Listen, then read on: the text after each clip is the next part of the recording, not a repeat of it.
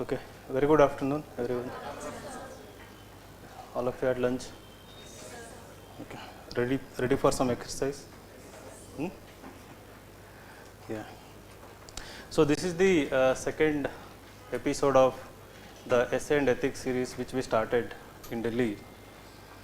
So, so I'm trying to destroy the notion that essay can be written only through rote learning, only through getting information, knowledge, and there are certain conventions which are followed in herd mentality, through herd mentality by everyone, that I would like to destroy, in the sense that you people have to bring originality in your writings, especially essays, right? So my class will be something like, I cannot teach anybody anything, I can only make you what? I can only make you think, right? This is a quote by someone, some intelligent person, some ancient past, Socrates. I cannot teach anybody, that also I am seeing and telling you, okay? So I cannot teach anybody anything, I can only make them think. So something, that is what I would like to do, right? Yeah, so in this class I will be focusing on two broad themes which have been recurrent themes in UPSC essays for past 10 to 15 years, education and knowledge, right? So in the past class, in the last class, I talked about mistakes to avoid, some of the important key elements that should be there in the essay, how to build essay, how to build dimensions, those I talked about. So in this class, through examples, especially by going for these two broad themes, education and knowledge, I would like to let you know that how to think differently, right? So that you can bring certain original elements in your essay, got it? And so what are the broad ideas that are expected, or broad elements that are expected in your essay? For me, one is critical thinking, right? So that critical thinking should be evident in your essay, if not throughout the essay, at least in some parts of the essay, it should be evident, starting with the introduction, right? And then anything you write about, right? So I talked about one of the mistakes to avoid, so don't write everything in the Indian context. So we see that if it is education, you imply education as education that is being taught in India, that is in the conventional sense. And throughout the essay, you will go on talking about education without questioning anything about education, right? So for that, it starts with critical thinking by asking critical questions about education. So some of the questions that we can ask are the very basic question, what is education, right? Should education be free for everyone? Is education a common good or a public good, right? So what is the purpose of education? What is the end goal of education, right? Is education equal to just acquisition of knowledge? Is education equal to literacy, right? Should the goal of education be economic growth, right? So any topic you see, you should start by asking critical questions. Even if you answer like 2 to 3 questions, of course, topic won't be just the word education, right? For example, there are many topics related to education, knowledge. Some of the keywords you can see: education, knowledge, wisdom, literacy, competition, research. Destiny of a nation is built in the classroom, academic ability, academic progress, higher education, interdisciplinary education, multidisciplinary education, something different dimensions related to education. So here few of the topics, what is research but a blind date with knowledge. So this is a topic from last year mains. Anybody attempted this topic? Those who wrote mains? Destiny of a nation is shaped in its classrooms, right? It is related to education. Education without values as useful as it is seems rather to make a man more clever devil. So that was in 2015. Are the standardized tests good measure of academic ability or progress, right? Directly related to education. Credit based higher education system, status, opportunities and challenges, neglect of primary, that is another topic, and then neglect of primary healthcare and education in India are the reasons for its backwardness. So is the growing level of competition good for the youth? So these are the some of the broad topics, so which have touched upon the theme of education in previous year papers, right? So now with respect to education, what are all the content, what are all the unique content, unique ideas, and from where to bring those ideas? Can somebody give any examples from where we can extract, from how we can think differently for any topic related to education? So in this briefly we will discuss what is research but a blind date with knowledge. So last year topic with certain examples, what could be added to that? Before industrialization, education was not field limited. Mostly we used to have polymath, like Leonardo da Vinci Yes. was good in multiple fields. Okay. So before industrial revolution. Okay. So it was not so specialized, you are saying. People were made to excel in multiple fields. Okay. So people were made to excel in multiple fields. You know that our ancient kings, princes, they were all taught in how many vidyas? Vidyas. What? 64. Can somebody name any of these 64 different skills or something? She is right. So that was supposed to be the goal of education, but it was only available to what? It was not for everyone, right? It was available only to the extremely small section of the society, right? And then any other ideas you can think of? Now you thought about that idea, right? So now I just added one dimension. Of course, if you had thought again, you would have got the dimension, but so try to think, you think of an idea, is there a counter argument to that idea or another layer to that dimension? Nowadays, we are going back to that idea of polymath. Okay. Multidisciplinary education in EPA. So we are again going back to, To the pre-industrial. okay, so that ancient way of learning things. So trying to encourage students to learn more disciplines, multidisciplines. Okay. So now what is the objective? Value added experience. No, what is the, yeah, okay, value added, but what is the objective of multidisciplinary approach? So in NEP you have seen, right? So it wants to revive that traditional way of learning and go back and do lots of research about our ancient glory. At the same time, so the multidisciplinary has nothing to do with tradition, but so it's a modern way of thinking. It is touted to be as modern way of education, where a computer science graduate should know something about sociology or something about biology, right? So during vaccine COVID-19 we saw that, right? So multidisciplinary approach being in action. So doctors were supposed to know the social factors, and then at the same time people who were into vaccine, they were supposed to know the economic angle of it, social angle of it, health angle of it, right? So any other ideas? Now what is education? So let's start with basic question. What is education? Manifestation of knowledge. How a society transfers its knowledge to the next generation. Okay, how a society transfers its knowledge to The next generation. next generation. Then to bring what is within. Okay, so these definitions are your own definitions, right? Or your understanding of the concept of education. Now there is something called intuitive knowledge and deliberative knowledge. So when you are writing essay, two things come into picture. So when you are doing brainstorming, that comes into picture. What is intuitive is, so can anybody tell animal that starts with the letter E?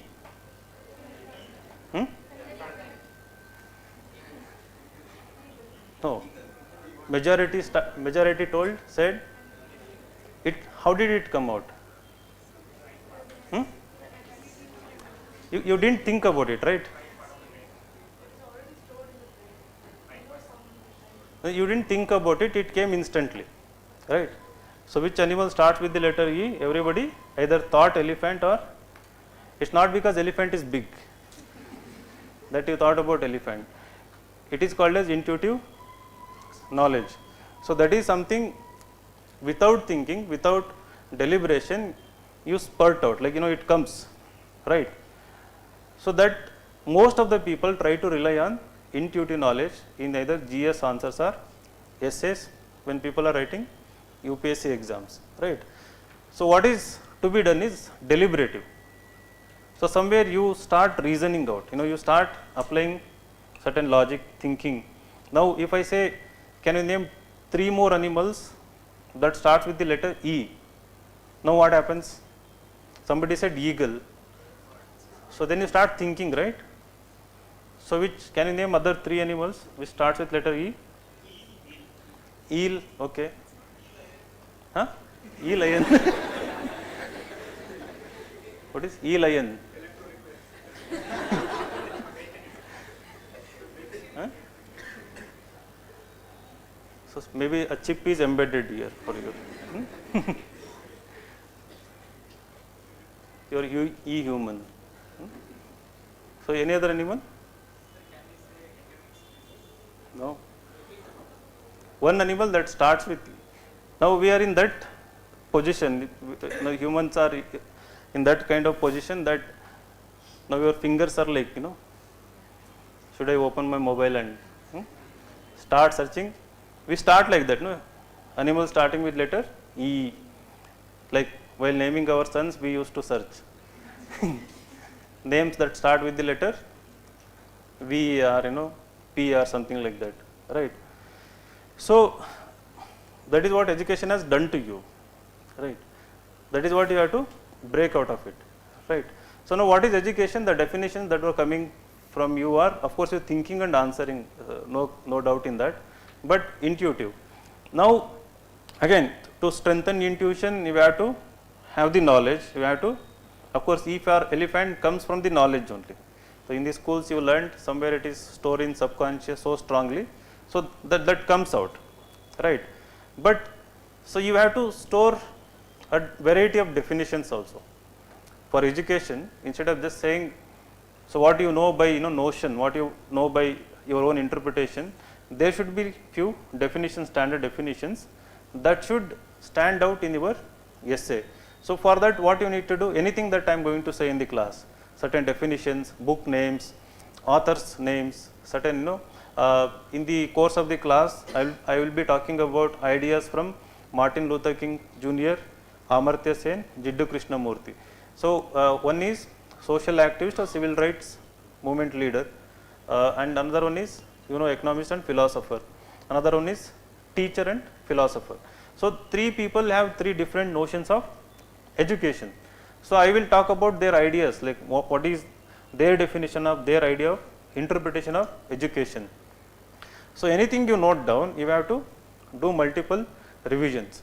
So if you don't imprint them within your minds, you won't be able to recall them, right? So that is what you need to do. So that is the challenge. So in this examination, so somehow limiting your sources, doing multiple revisions. So now,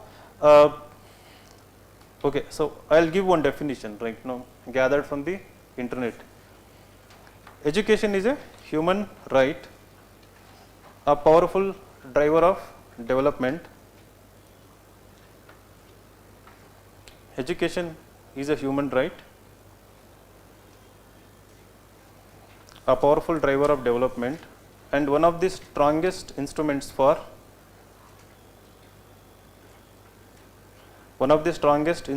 reducing poverty and improving health,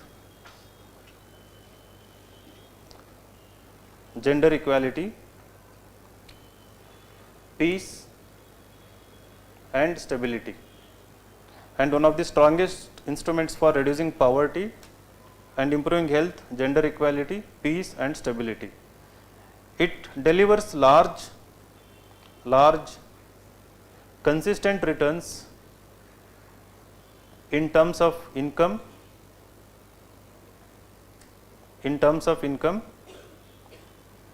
and is the most important factor to ensure equality of opportunities. So, it is a definition by World Bank. It delivers large consistent returns in terms of income and is the most important factor to ensure equality of opportunities. So, this was given like some decades ago, this definition. Now, there are like new definitions of education. One more definition: education is that which takes care of 4 C's, right. So, what are those 4 C's? One is critical thinking, communication, collaboration,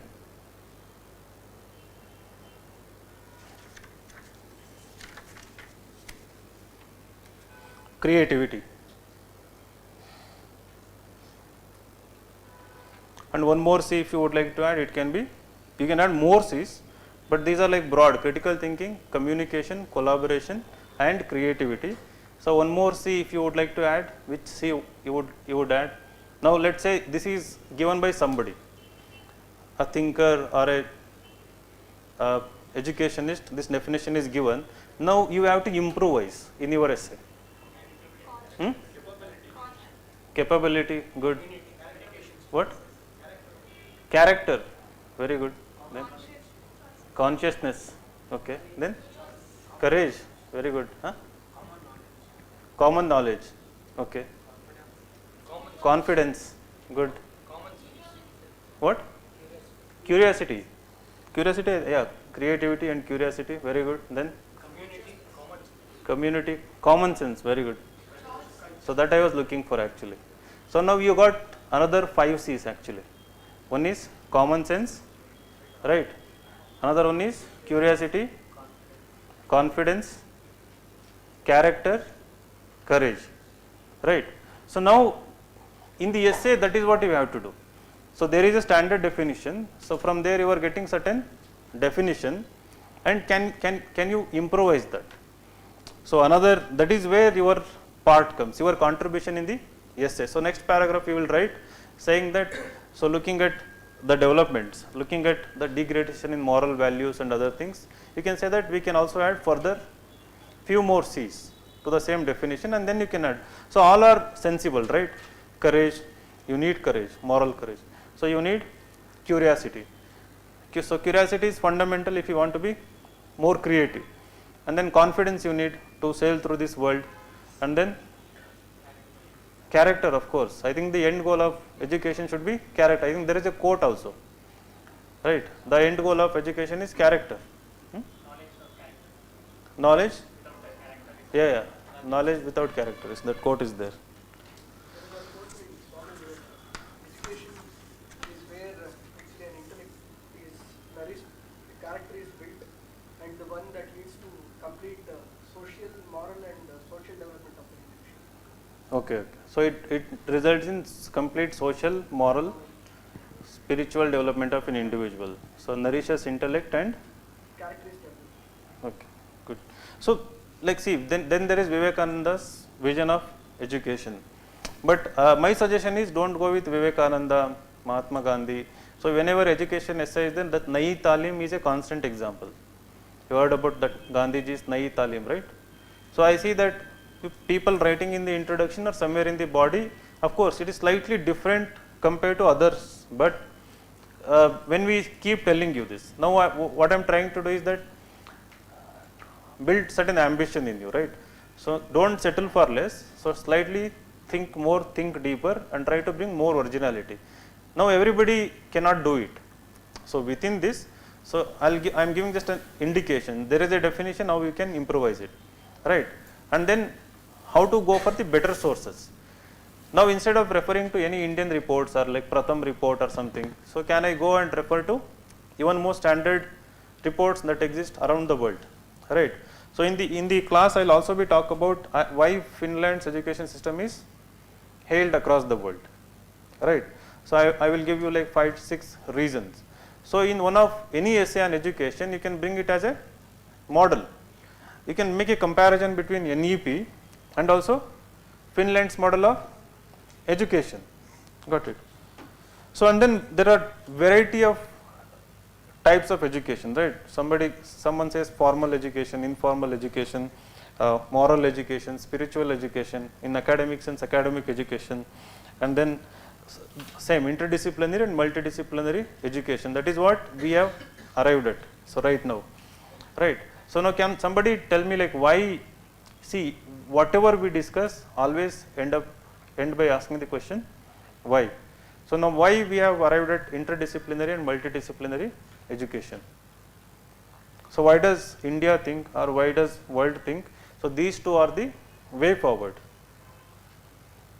So answer is already given now in the previous discussion. So the circumstances, situations are demanding in terms of in any field. Like demanding in what sense? When we take part, for example, in India we don't have a course, something called as bioengineering. Whereas, like you mentioned earlier, like Scandinavian countries have something called bioengineering. Medicine plus engineering. Infusing technology with medicine for better advancement. No, like think from the moral angle. I mean, these are so-called philosophical essays, right?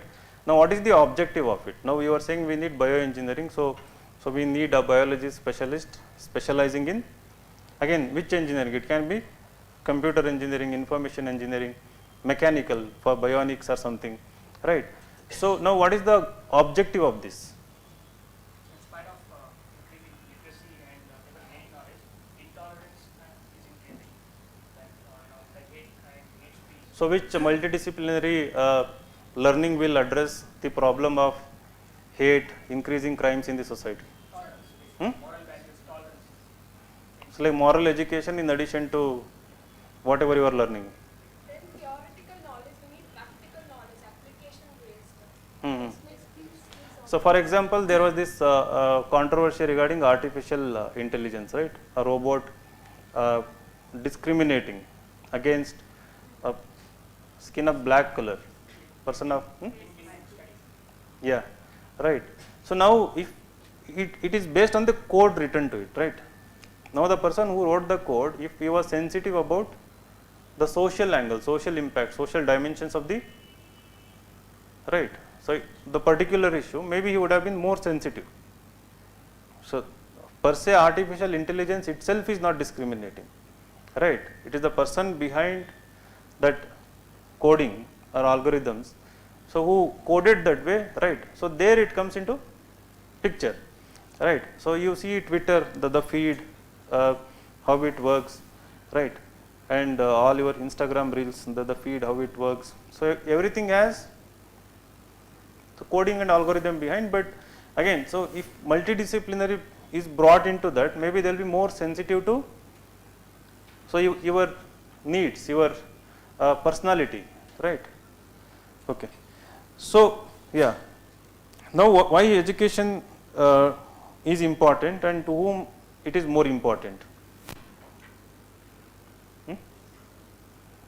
Why, like again, these questions will go on continuing, like why education is important and to whom it is more important?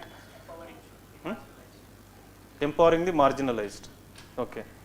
And there are like 3 A's of education. What are them? Accessibility, affordability and availability. So what is the difference? Accessibility, availability, affordability, you know. What is the difference between accessibility and availability? Tomorrow as an IAS officer, as a district collector, you will face this challenge, like to address 3 A's of, first you have to address the 3 A's, then come the 5 C's or 10 C's, right?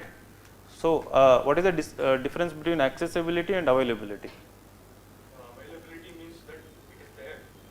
Accessibility means how we can get people to use it. So what are the barriers to accessibility? Social barriers. Might start at home, the father doesn't want, our parents do not want their girl child to, so walk to a school which is located at like 5 kilometers away from the village or home, right? Or inherently through patriarchy they have this notion that girl child should never be educated.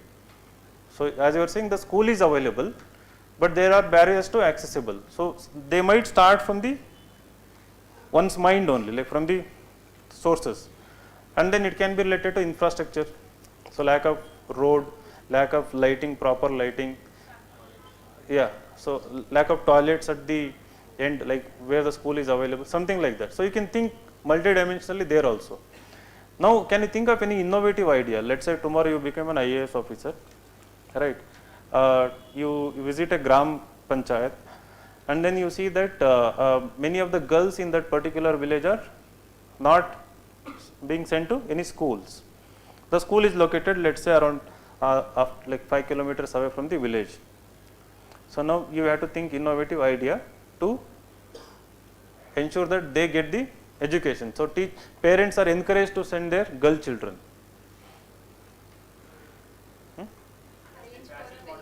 What? Like the Brazil model, only when we are sending them girl children to school, they will be accessible to certain meetings or something like that. Brazil is Yeah, that is kind of incentivizing them. So you send your girl, but again there is no road, there is no bridge or something. Even if you give so much of money or like grains, they may not be inclined. Arrange for vehicles and make sure there are lady teachers so that parents are assured of their safety. Yeah, can you improvise that idea? Arranging vehicle. Cycles are given, If the road is not good, the light is not there on the street. communication, work on the network, communication. Okay. Mobile schools. like weekend schools. So hiring lady drivers also. Yeah, of course. Hiring lady drivers. So a panchayat experimented and succeeded here. So something, what they did was, the panchayat through its funds and also through crowdfunding, it bought its own bus. Panchayat itself bought, nothing stops panchayat from doing that, right? It bought its own bus which can carry like 40 to 50 students, and then they arranged for a lady driver and lady conductor, right? I mean cleaner or conductor, so called. Then suddenly everybody was willing to send one. This is from the institution, right? Of course there may be lack of trust in the Gram Panchayat, but still that is the nearest institution that is there for the people. So when it is institutional, and then they didn't have to pay or anything, right? So then the girls were sent because safety and security was now assured now. So now irrespective of bad road or good road, they are willing to send because there is a bus, so which can carry them, right? So then, so these kind of things might come in the suggestion part, right? Or like when you are analyzing an issue, right? The best way is not to divide your essay into compartments like positive, negative, and then in the end writing the suggestions, but dealing with an idea holistically, right? So if we were discussing about accessibility, affordability, availability, and then barriers, so within there, once you analyze that, part of analysis includes solution, right? So then and there try to give solutions. It can be best practices that are there around the world, or any innovative idea you can think of yourself in that moment, right?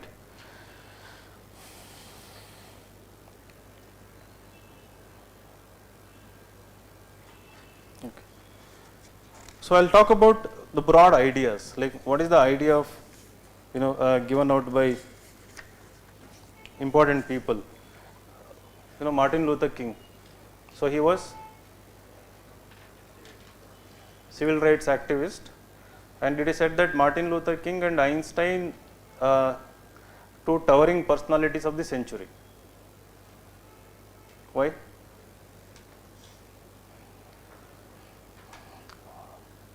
I mean, of course there are so many towering personalities, these two are said to be more significant.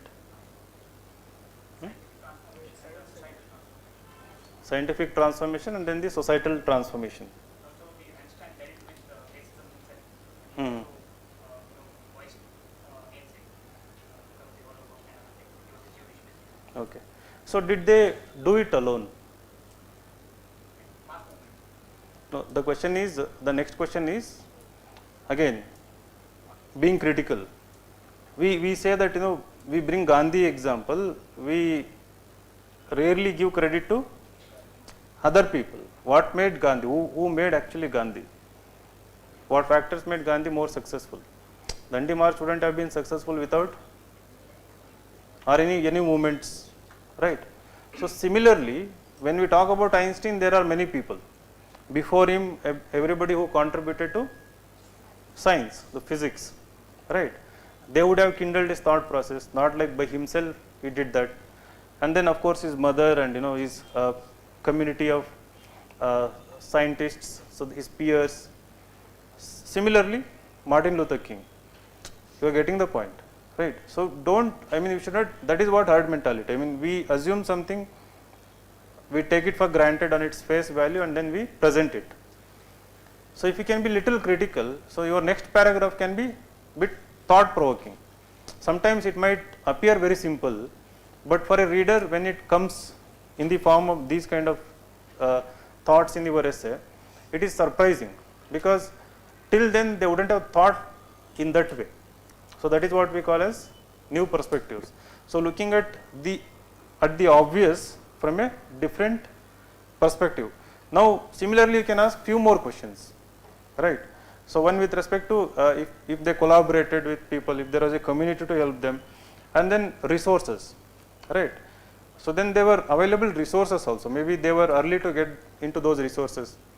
They had access to those kind of resources. So there is this book like Outliers. Have you read that book? Anybody? Yeah. So in that there is this idea, outliers. In that book, it says that why Bill Gates was successful. So what could be the argument why Bill Gates was successful? Why was he able to build Microsoft so early, even when, you know, the age of computers, internet was? He was born? Okay, he was born rich. Then He had access to the timing, what? he had access to the It quotes on Very good. Yeah. multiple factors that made Bill Gates probably the successful. No, I mean, it So he lived in Boston, as far as I remember. So near to his home was this university, which had bought first computer, and he had access to that business learning machine. So that computer, so-called computer at that time, and somehow he had access to work on it endlessly for n number of hours, which at that point of time no human on the earth had that kind of access, right? So it started like this. So he became pioneer because so he had access to that kind of resource. So that made him get more involved, interested, curious about computers, and then he pursued his hobby, dropped from the college, and then parents also bought him computer, and then the journey continued, right? So okay, so coming to Martin Luther King, so he talks about purpose of education. So his idea of purpose of education. So education has both utilitarian and a moral function. So he says education has both a utilitarian and a moral function. Reasoning ability is not enough. Reasoning ability is not enough. He insists that character and moral development are. He insists that character and moral development are necessary to give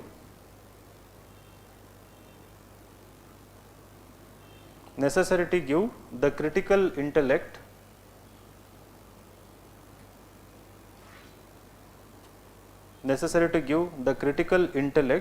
humane purposes.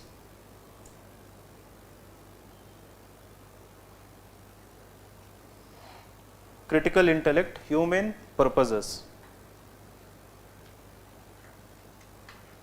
So like he was a bit critical, he was oppressed and all, so he would argue in his one of the speech that so like most of the brethren think that education should equip them with the proper instruments of exploitation so that they can forever trample over the masses. The same argument was at the core of the Dalit movement. So in the Indian context, if somebody had read Kannada literature, the same argument, right?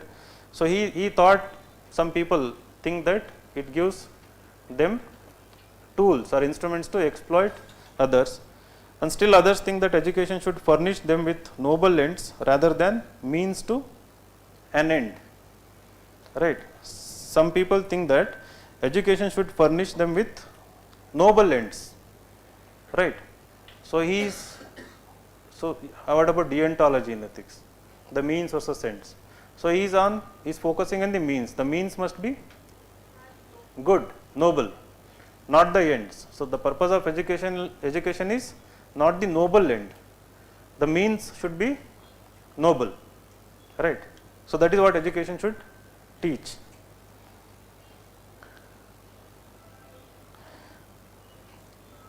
So he says education must enable a man to become more efficient, to achieve with increasing facility the legitimate goals of his life.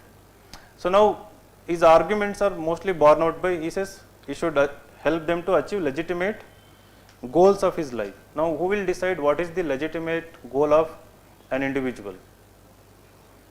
So if you see that these arguments from the perspective of the blacks, right? So he may be talking in general also, generalizing, extrapolating to humanity, but when he says that to achieve with increasing facility, to become more efficient, to achieve with increasing facility the legitimate goals of his life.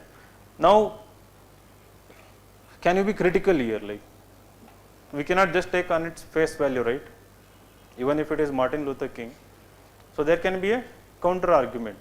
Now if that is the purpose of the education, now you should also know, before that you should be aware of what is your legitimate goal of life or legitimate purpose of your life, right?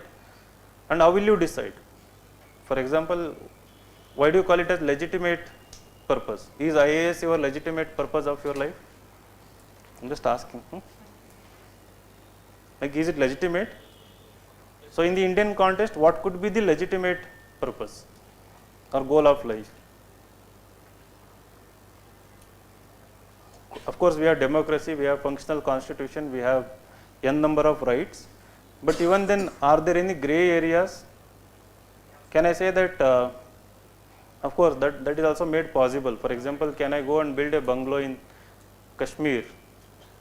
So can it be my legitimate goal of life, building bungalow in Kashmir? I mean, that is being made possible. Anybody can buy property now. So before that, fundamental duty. Mm-hmm.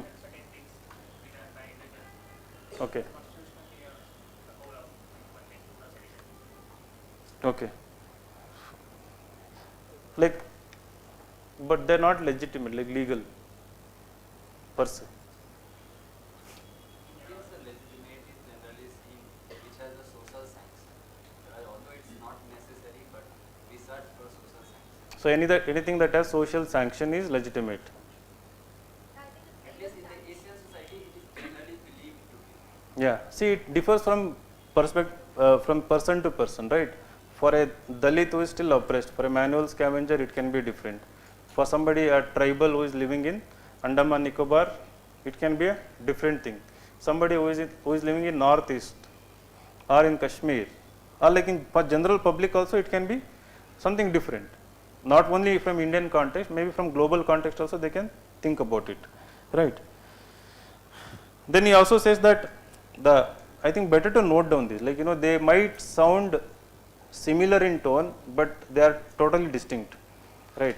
So when I come to Amartya Sen, he has a different idea to focus on about the education, and then Jiddu Krishnamurti has a total different notion, I mean idea of education. So I have a doubt.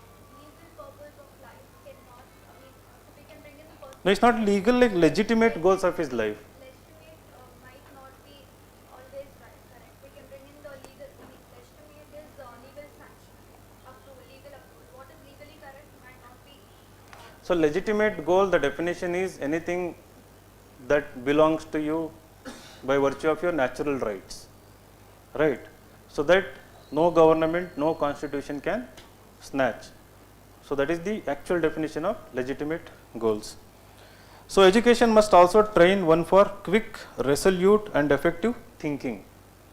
He says that education must also train one for quick, resolute and effective thinking.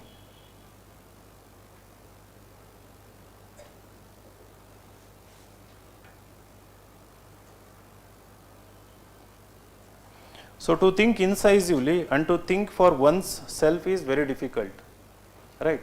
To think incisively, not inclusively, incisively, precisely. To think incisively and to think for one's self is very difficult. We are prone to let our mental life, this is very much relevant what he says here. We are prone to let our mental life become invaded by legions of legions. We are prone to let our mental life become invaded by legions of half truths, prejudices and propaganda. We are prone to let our mental life become invaded by legions of half truths, prejudices and propaganda. At this point, I often wonder whether or not education is fulfilling its purpose. So basically, the purpose of education is saying that to overcome this situation, how to free yourself, free your mind from becoming victim to half truths, prejudices and propaganda. So now, like 3 years ago, I had done video for essay and ethics enrichment, something called biases. So there is one bias, the name of the bias, it's called cognitive biases. So what is the name of the bias? Which says we all think alike. The society thinks the way the government thinks. So what is the single word? It's called as group thinking. Group think. Group think. It's a single word. Group think. So you might have seen nowadays the why people like Stalin, Hitler, the Italian guy, Mussolini, right? So and then Franco, General Franco, and then so many other who came later. So why were they able to manipulate, right? So the entire nations. Why? You have studied world history, right? But again, see, the people of that particular nation were not uniform. They didn't have like equal thinking level or something. So intellects were there, hundreds of professions were there, so many educated were there, common people were there.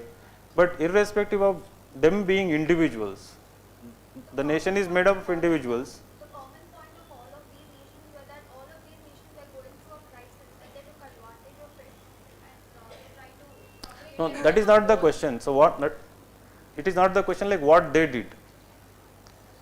The question is why people were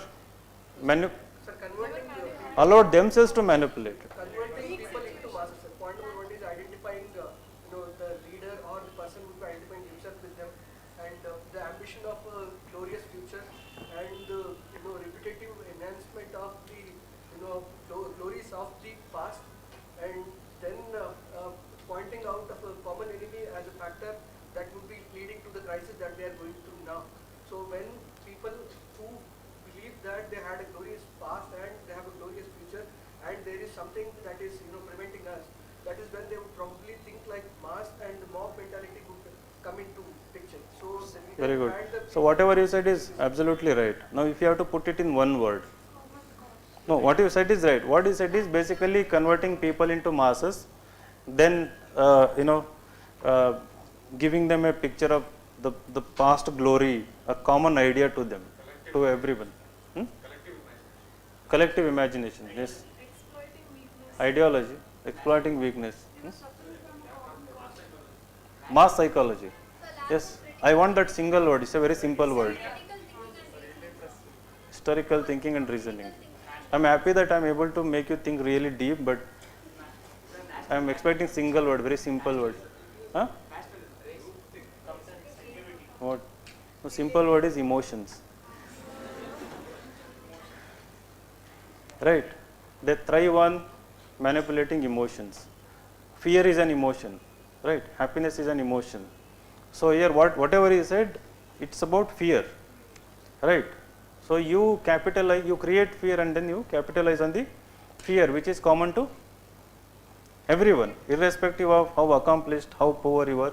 So if there is a common fear for everyone, then these people, despots, authoritarians, all these people thrive on that. Okay. So that's what he is talking about. Like education, purpose of education should be not to become prone to biases, prejudices, half truths, propaganda, and then you should be able to critically think to yourself if you are being brainwashed or something, right? In context of India, we could unite people for national movement without capitalizing on any one emotion. Yes. The idea of freedom was different for everyone, yet we could unite them. So it was like not just the emotion, like as you only said, idea of freedom was a noble goal for everyone, right? So it was something like freedom is something that everyone craves for, right? So that's a very good dimension actually. So to compare on the same timeline, so in Western Europe this was happening, right? Whereas in India, this whole process was happening. So in a positive way. When we look at India, it was not emotionally charged as much as. Then very good. Like I was about to ask why. So you started giving reason. So why was that? Like why India was different here? Because we started with moderates who were scientifically, against the British rule. Like why was that? Like why we had such kind of people? Because they were educated and they were critically thinking. They were critically thinking. Yeah, people like Nauroji. Okay. Yeah, because diversity basically, right? So diversity, of course, what you are saying is right, but the root of that is again diversity. So we were not like uniform in terms of language to make it easy, one language or one regional identity or one religion to make it so easy for anyone. And the same diversity gave rise to variety of thinkers from different parts of India who came up with different ideologies. I think somebody was showing a question like 3 days ago. The growth of the idea of nationalism or national movement was because of the very result of multiple ideologies coming together in the Indian context. So again that goes back to the diversity. And then again ask the question why we have diversity. Then again the history, like, right? So maybe you have to stop where it can be logically interpreted and then stopped. So if your further question is going to lead to empty arguments, rhetoric, then you should not bring those kind of questions in your essays, right? So then he goes on saying the same thing, right? So then he says there is a quote, intelligence plus character, that is the goal of true education. Martin Luther King. Intelligence plus character, somebody said character here, very good. So intelligence plus character, that is the goal of true education. So there is a essay topic here, education without values, as useful as they are, right? So maybe you can start with Martin Luther King, his life, his philosophy, and include that quote within the introduction, right? So not like a separate introduction, right? And give the context. I said in the last class, introduction should have two compulsory elements. One is context, second is significance of the topic. So if you were to write introduction to education without values, as useful as it is, seems rather to make a man more clever devil. So whatever ideas we discussed, you could have brought them in your introduction. From there you would have built your essay. Like in the course we will discuss further ideas which you can bring them, right? And then about Amartya Sen, right? So everybody writes capability approach. Nowadays even it has become cliched. In the last class I didn't say talk about it, I didn't recall this. If we were telling students, write about Amartya Sen and other Nobel laureates, other philosophers, thinkers, modern thinkers, economists who have done tremendous work. So everybody would mention Amartya Sen and then would say capability approach and then give the crux of the capability approach. What is it? What is capability approach? So it is in the context of development. So the capability approach. Right. So it talks about enhancing capability of an individual. So the goal of government is to enhance the capability of individual and widen the choices available for an individual for development, the true development. So when you build capabilities through spending more on health, education, social infrastructure and other things, and then widen the number of choices available to them. For example, a girl living in a home, widen the choices means make school available in the doorstep, right? Make skill development available, right? Make things secure for her. So make more employment opportunities in, like for example, opening defense for the girl. So that is capability approach, right? Not limiting or restricting one from entering particular area or something. So people would give the crux, those who are aware of it, and then I would see in many of the essays. So there are many other ideas in the context of education. I will just give one or two ideas. So he basically talks about the core argument in Amartya Sen's idea of education is that the goal of education is to make world more secure as well as more fair. So it focuses on the security aspect, Amartya Sen. So to make the world more secure as well as more fair. Fair is making it more equal.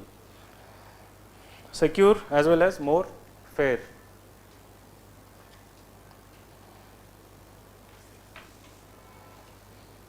So he has given a quote like in one of his articles something. So H.G. Wells, H.G. Wells. H.G. Wells was a science fiction writer. You might have seen the movie Invisible Man. Invisible Man. So he is the author, The Journey to the Center of the Earth, right? So he and Carl Lewis, these two people, what they were writing in early decades of 1900s have become reality nowadays, right? Most of it, like H.G. Wells is bit advanced. Invisible Man, the stealth aircraft and all we are working on, but Invisible Man, I don't know, like that might become a reality when we allow total freedom in manipulating your genes, gene editing, right? So there are certain animals in deeper ocean or something like which can go invisible. Okay, yeah. So he has given a quote about it in this context. Human history becomes more and more a race between education and catastrophe. Human history becomes more and more a race between education and catastrophe. So some people pronounce it as catastrophe, but I saw dictionary it is catastrophe. CATASTROPHE. So human history becomes more and more a race between education and catastrophe, right? So here the element of security is involved. Now the education should make the world more a secure place to prevent any kind of conflicts, struggles, catastrophe or anything, right? So now what is the meaning of this? Human history becomes more and more a race between education and catastrophe. We have bigger and bigger tools of mass destruction. It's a race between education and, so on one hand we are educating everyone and then we are also racing towards, as you rightly said, so we are building more powerful tools of destructions like mass destruction. So what is the latest tool of mass destruction? Information. Yeah? Biological warfare. COVID. Of course, it didn't destroy massively, but data. Now I am just asking, like, you must be updated. What is it? Is it still a nuclear bomb? Right. So another idea like related to this from Amartya Sen. So I keep asking question even if I don't know answer, right? So that you also ask the question, right? So Amartya Sen says that if we continue to leave vast sections of people of the world outside the orbit of education, we make the world not only less just but also less secure, right? If we leave most of the people out of the ambit of education, we will make world not only less fair but also less secure. Again, why? So we were talking about if we educate more number of people, we will build more weapons. Now the argument is giving if we leave people outside the education, don't educate them, then the world will be less secure. They also act as a weapon of mass destruction by those who are using them. Okay. So they will become threat to. Examples? Terrorist organizations. Terrorism, left-wing extremism. But if you see left-wing extremism, it is, I mean, some other form of education. we have urban Naxals also, right? Who are like PhDs, professors. Of course, that is a wrong term to use for those people. Sometimes even I get scared, like what if? I mean, anybody who talks against the government is an urban Naxal, right? Nowadays. That is where the more clever devil comes into. So these left-wing extremists are more clever devils. Kind of, yes. Okay. So now, like if you understand the issue as an IPS officer, you might have a different approach in dealing with left-wing extremism, right? I mean, if you understand the issue from, from sociological or economic perspective, so where multidisciplinary education will, so we should give multidisciplinary education to IAS and IPS officers. Okay. On MHA websites, they have been referred as front organized.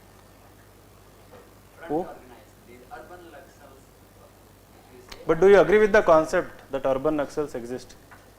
On Yes or no? websites, they are saying that. Yes or no? No, I'm not saying about urban Naxal. I don't know. Hmm. I'm saying about the front organization. They have used the word front organization by saying that there are people in the cities who peddle propaganda to support those people who are Naxals. So this is simple there in amateur website. So that is still an urban Naxal. Urban educated. Again, you can ask a question like, how are you concluding that what they are saying is propaganda? How do you know that it is untruth? How do you know that it is not fact? So I am preparing for UPSC, so I am following amateur website. Acha, you are following Ministry of Home Affairs website. Good. Very ideal candidate, you know. If somebody puts a clip of this on Twitter, you are selected. Like, Now, who coins the term and who is labeling? Amit Shah is coming to Bangalore tomorrow. Yes. What? Amit Shah ji. Amit Shah ji is coming. Who coins the term and who labels whom as urban Naxals is going to matter. If No, it that is what, no, like in the knowledge component, I will be talking about it. So when I pick up the word knowledge, so what is happening is that, this phenomenon with the advent of internet started, that labeling some people as whatever you said, urban Naxals or, libtards or librandus, something, so many words are there, right? Then this labeling and then trying to, defame people, trying to, malign someone else's identity and then counter the truths also. The established truths are also being countered. When internet became prominent in our lives, now why? No, that is not the reason. Internet is not the reason why this phenomenon increased. So that is one of the reasons. But why should we blame internet? You were saying free data, but why? What makes free data people become more, having less belief in established, for example, climate change denial, or in the notion of democracy itself, or the history book controversy that we are having in India today, right? Savarkar versus other thing, Nehru versus Patel. So all these, like, why should we blame internet? It's a platform to charge masses with it, emotionally charge masses at a bigger scale. So it is platform to charge masses emotionally, okay. But again, why do you blame internet? Because it shows content. Blaming internet, Everybody, Can you think like there is a good answer to this? No? blaming internet is like killing the messenger. You're not. No, there is a proof that it started increasing with the arrival of internet, with the Feed you with the same information which you are inclined to like make you as a customer to. okay, you are like almost near. it's very fast. Hmm? Internet is very fast. Now it is because accessible to everyone. So what internet is doing is that it has information to feed into your bias. You search about something, you can search like listening to Vinay's class is harmful. You will get answer like somebody would have written. I'm just giving example. That like yes, useless, harmful. Somebody would say no, it will give you rank. Depends on which side, but the problem with internet is it has answers to everything. Right. Now, for example, vaccine hesitation. Now you search like does vaccine result in autism? Does giving vaccine result in sudden death or certain weakness, something like this? And then you have like not millions, like billions of articles written to support that argument. But you are putting question that way, and then you are getting so much of content to reinforce that belief. Something like echo chamber effect or confirmation bias we call. So it is called as confirmation bias, right? So then internet is resulting because then again you don't have to be knowledgeable nowadays to counter anyone, right? On Twitter you can, if I tweet something, you can just. One of the reasons why I told free data was because a lot of out of context information can be spread easily.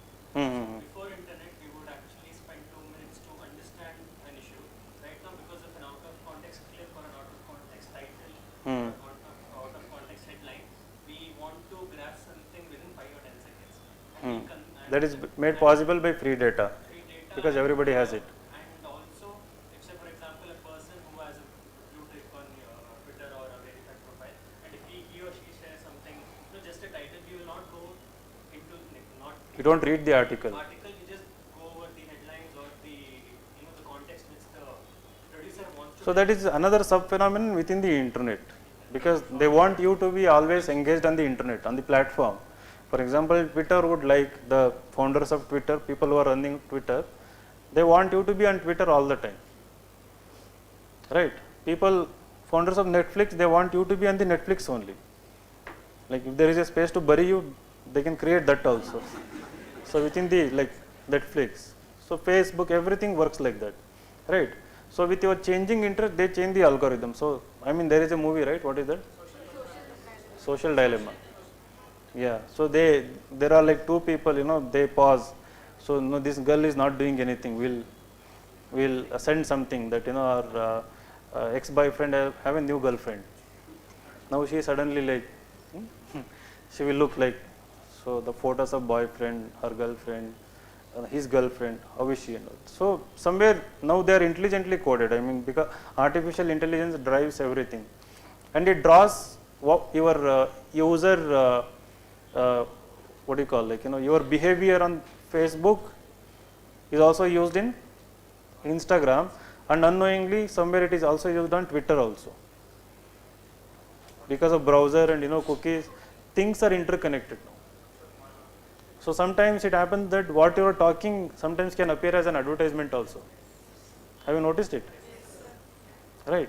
So all these Google Assistant, Siri, they are listening to you.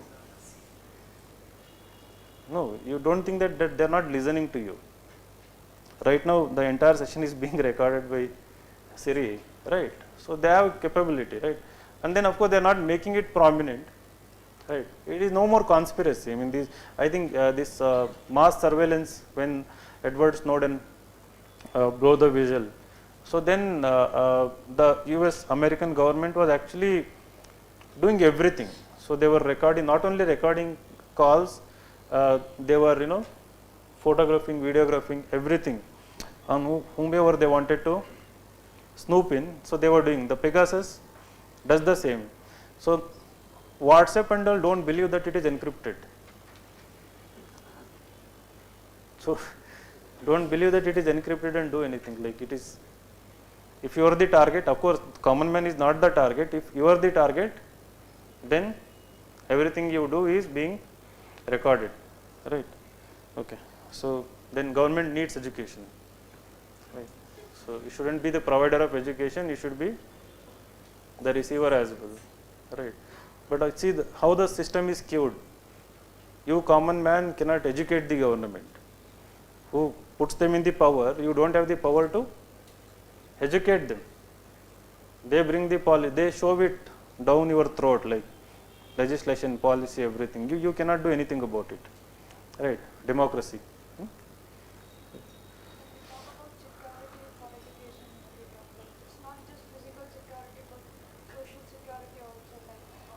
Very good. Good, very good. Your thinking is right. So Amartya Sen, we use the word secure, and then she is talking about social security, not in terms of the conflicts, physical security, for social security of an individual, right? Okay. So and then so that is like basic tenet of Amartya Sen. Okay. Then there are so many examples.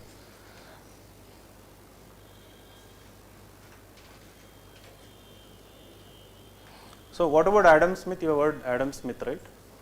So was he in favor of leaving education to market forces or against leaving it? For or against?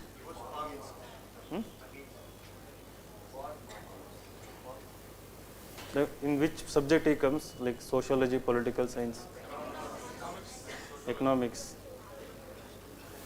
So what was his basic tenet? Like he was the father of capitalism or what? No. Free markets. Okay. So here it is written Adam Smith was against leaving it to the market forces.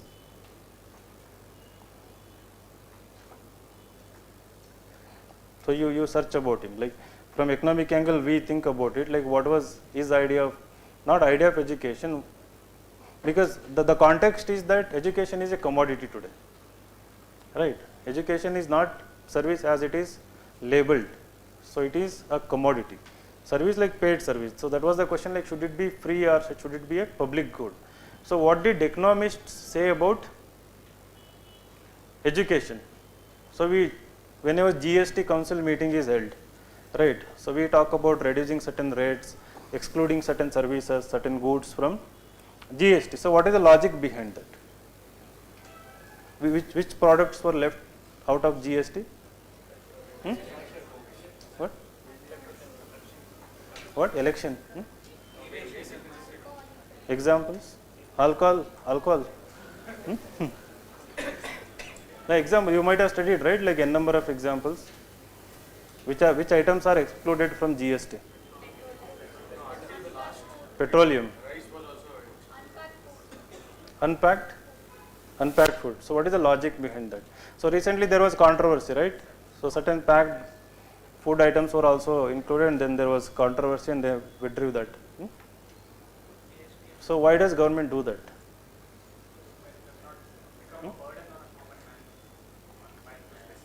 Now first show it as like we are creating burden, then remove the burden and then show that we are in favor of you. Now that is how it is working nowadays, right? Okay. So what about Jiddu Krishnamurti? Have you heard Jiddu Krishnamurti? Sir, just before we move on to people like Amartya Sen, like when we are using them in our discussion in the analysis, especially in the context of the current. No, you can use them. Like as long as their ideas. Yeah, I got your question. But as long as their ideas are you know, make sense, not targeted at any particular political group or any particular government. I think these ideas are universal, right? The idea we are discussing is universal, irrespective of. No, we haven't reached that. Maybe next year or so after next election we can think about that. But as of today, you can use, right?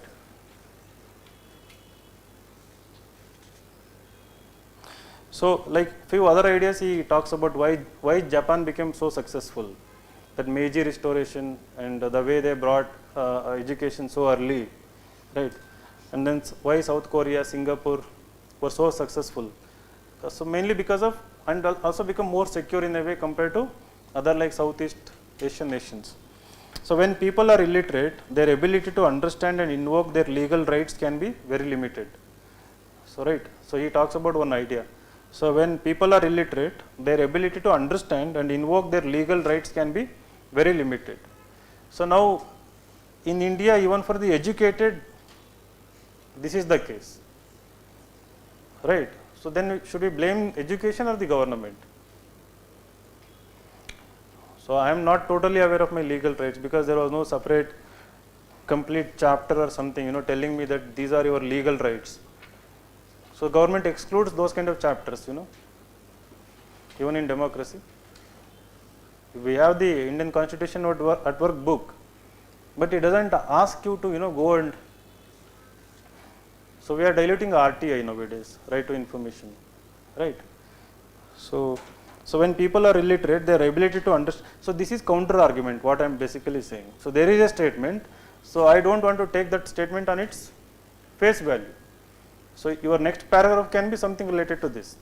So it is not just illiterate people, but also, and then there is something called like legal aid, legal service, right? So if you are totally educated, if you are living in a rural area, you are excluded from accessing legal aid and legal service, right? There are something called legal clinics also. So like NLS and all they have, but again, how many of you are aware of them? Right, like if something happens to me, it's so scary, right? I mean, to go to a lawyer and then file a case and then fight it in the court. So it is not like as easy as going and buying masala dosa. That is also a service, this is also a service, right? But it should be like that, but it is not made like that, right? So the educational gap clearly has a class connection. So his thinking is a bit leftist, Amartya Sen. So that ideology always influences their ideas and thought process. So he says educational gap clearly has a class connection. It also has a gender connection, since it can be a very important issue for women's security.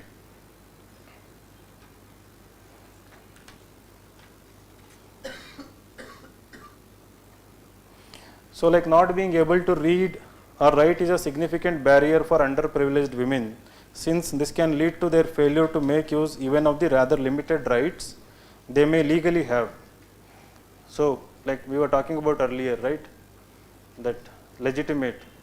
So for underprivileged women, they may not be knowing about their legal rights. So it can be related to domestic violence, it can be related to property rights, it can be related to the basic human rights, you know, which they are deprived of. And also illiteracy can also muffle the political opportunities of the underdog by reducing their ability to participate in political arena and to express their demands effectively. So how snatches you of your political rights. So we are not encouraged to think in that direction again, right? So political participation is mainly to say Jai Siddharamaiah. Tomorrow there is like huge, yeah. So what is the purpose? It is not. So here the common man is not at the center. It can be any rally, right? So the common man is not the end or the object of, you know, their concern here. It's basically to glorify an individual. It can be for anyone, any political leader in India, any regional leader, right? So no offense to fans, but so any fans of any leaders, so that itself is wrong, right? Being fan of any leader, you should not be fan of any political leader, right?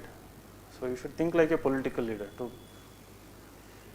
So if you're a fan of somebody, if you're a follower of somebody, you will remain like that. Remember this. Right? Your ambition starts by unfollowing people. Okay. My quote.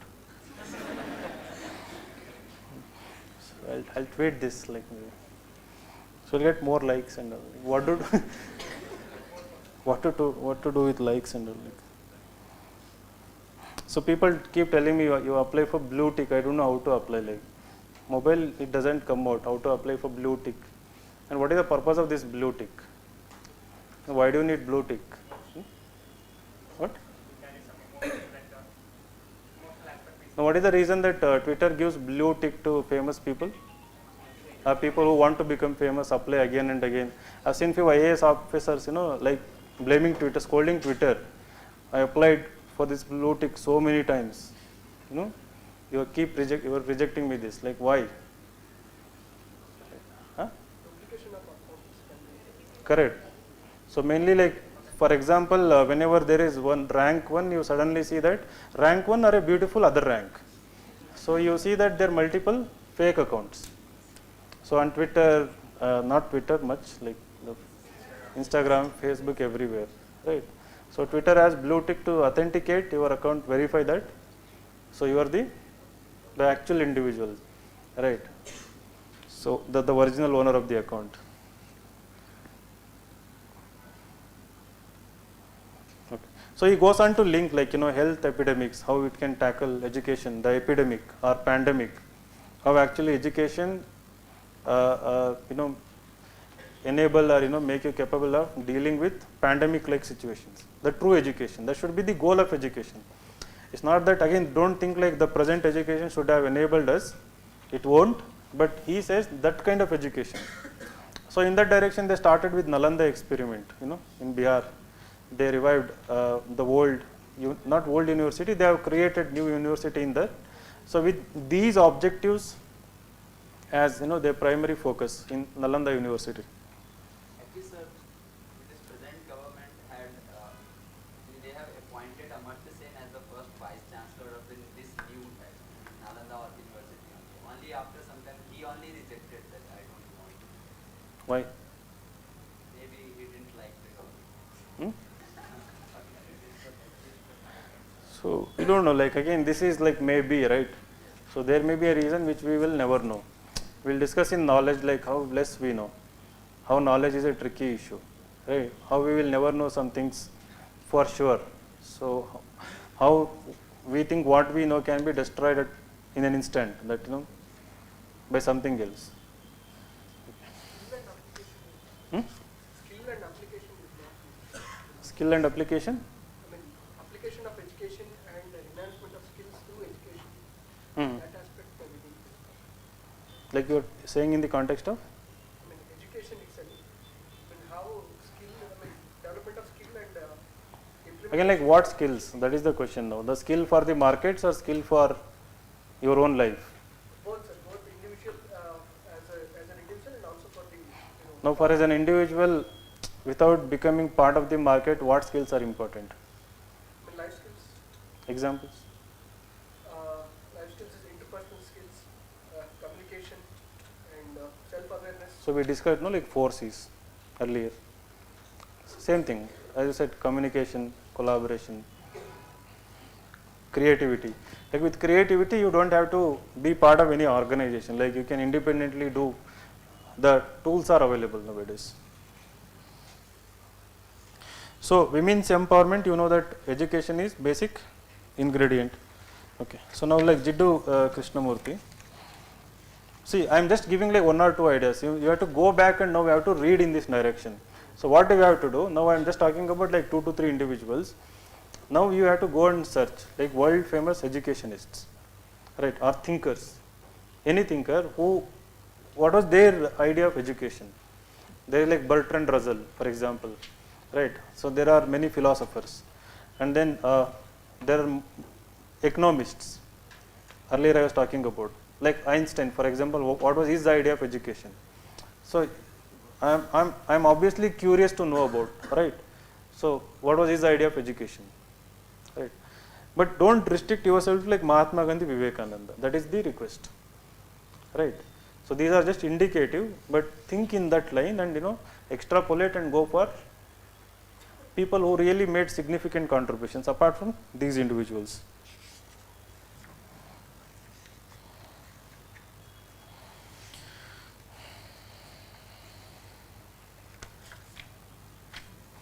Okay. Anybody has anybody listened to Jiddu Krishnamurti videos? So what does he say about education? So there are YouTube videos available. J. Krishnamurti, he is not your conventional Sadguru or Guru type, right? He is a free thinker. He will only make you think, right? So there is no harm in listening to his lectures. Like there are like 5 minutes, 10 minutes, 13 minutes. Some are like 1 hour, 2 hour. Jiddu Krishnamurti, Jiddu, Jiddu Krishnamurti. So you know that in history you might have studied. Annie Besant, discovered him as part of the Theosophical Society, right? To create an individual who will go on to become the light of the world, who will bring spiritual awakening across the world. So he was selected and was groomed, right? But then because of his independent thinking, he realized, again he was groomed in under one particular ideology or religion, right, which he didn't like. So he didn't want to conform to any kind of religion, dogma, ideology, any kind of one set of thinking. So he wanted to free himself from that, and then he traveled to US and he started teaching everywhere. So his basic teaching is freedom of the mind. So his idea of education is related to, so basically that idea. So the yes, yeah, right. So I think last session I asked in Bangalore one question, here or Delhi, so that why our thinking is limited, right? So like we keep saying that. So there was this topic, cultivation of human mind is the ultimate goal of human existence. Cultivation of mind is ultimate goal of human existence. So people are discussing this topic from from the perspective of we have to become more moral, more just, more fair, more compassionate, knowledgeable, loving. So moral angle totally. So that is the meaning of it. So here cultivation means growing something from some source, right? Are they realizing the potential of something, right? So you say 2 to 3% of our brain is utilized, the rest of it is unutilized. We don't know the the potential, the power of the remaining brain, right? So we don't think in that direction. The reason is that the same religion, dogmas, principles, everything, including constitution or anything which limit your thinking. So you don't feel free to think beyond certain boundaries, right? So that conditioning has made us think in limited way, right? So it is limiting further and further. This herd mentality is increasing even more. So the world is becoming more polarized, mainly because you are not thinking, right? And unfortunately the same thing is there in essays also. So it gets so irritating, like especially reading essays, and I don't know why I chose that, but so when you read so many essays, the one thing, whenever door is opened, when I go there sit and people come for evaluation of essays, so what I'll be craving for is somebody coming up with something refreshing, right? See, it doesn't mean complicating or writing out of the world stuff or anything. So there are good things for which you are ignorant, for which you are oblivious. That is the another word, right? Oblivious. If somebody didn't know new word, sometimes it comes new words. Being oblivious to something indifferent, right? So this, like that book Word Power, Norman Lewis. I had done it in 2006. Still benefits. When I started preparation in 2006, this Word Power by Norman Lewis. So continuously 30 days I did that book. It was so engaging. After every chapter there is some exercise, how the roots of the words evolved, and how you can learn new words, how you can know the meaning of a new word by just looking at certain part of the word, root word. So like that, even today it helps suddenly, like when you are in the flow of writing, you might have realized, right? When you have read too many editorials, the real editorials. So while writing, the words actually flow from your pen. So Jiddu Krishnamurti says education is seen as towards the fullest development of the human being. Fullest development of the human being. So his idea of education is like more broad, more encompassing than anyone else's ideas. Other ideas become subset or of this his idea. Development of the full human being.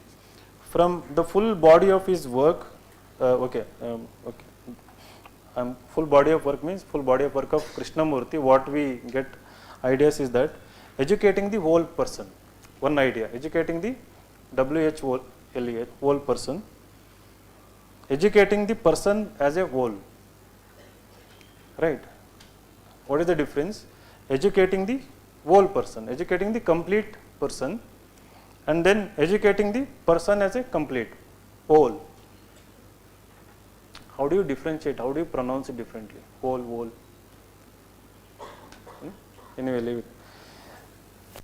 Educating the person as a whole. Can somebody differentiate? So educating me as a complete person, and then educating me as a complete person. So what is the difference? Educating the whole person, educating me completely. Can somebody? The one who watched his videos.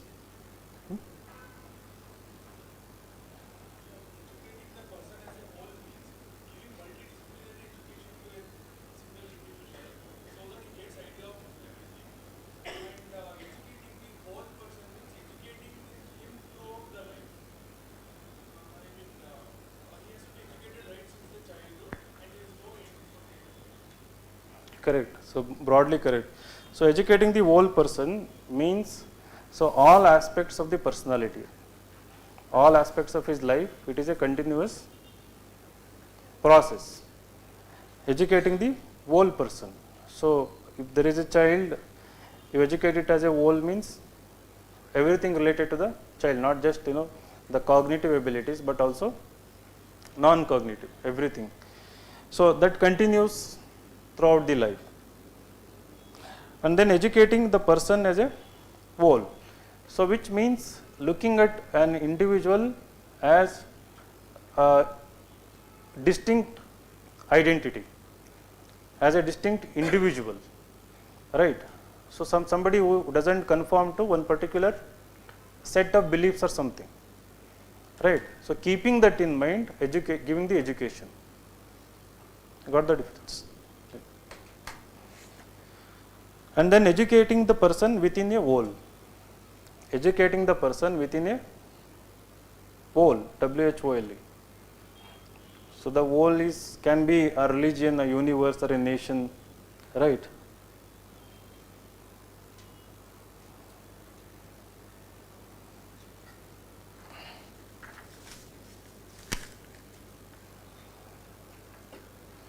So the basic idea of his teaching is that the goal of education should be about preparation for the whole of life and the deepest aspects of life, right? So he speaks about the intents of education, the physical nature of the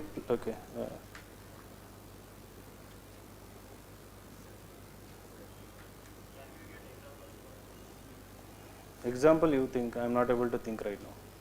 Okay. So I'll give the brief idea about it, right? So for example, the everything leads to the freedom aspect. So earlier we were discussing about it, right? So if you look at his other ideas of education, so merely to cultivate technical capacity without understanding what is true freedom leads to destruction. So Jiddu Krishnamurti says that merely to cultivate technical capacity without understanding what is true freedom leads to destruction, to greater wars, and that is actually what is happening in the world. So which aspect of the three things we discussed can be related to? So you tell me. Merely to cultivate technical capacity without understanding what is true freedom leads to destruction. So out of the wall within which restricts your freedom, right? Something within you which restricts your freedom is fear also. So for example, if you see his videos, he talks about the problems. So how we look at a small thing as the problem is creation of your mind. Per se the problem doesn't exist, right? So because you are not educated within yourself as a whole, that you are seeing problem as a problem because you are not yet educated totally. For example, any problem, if you for a moment don't think about it, right? If you don't think about the problem and engage yourself in something else, if you see that the problem actually melts away, right? So in one of the videos he talks about is through meditation, how you can do is through meditation you have to think and look into the nothingness.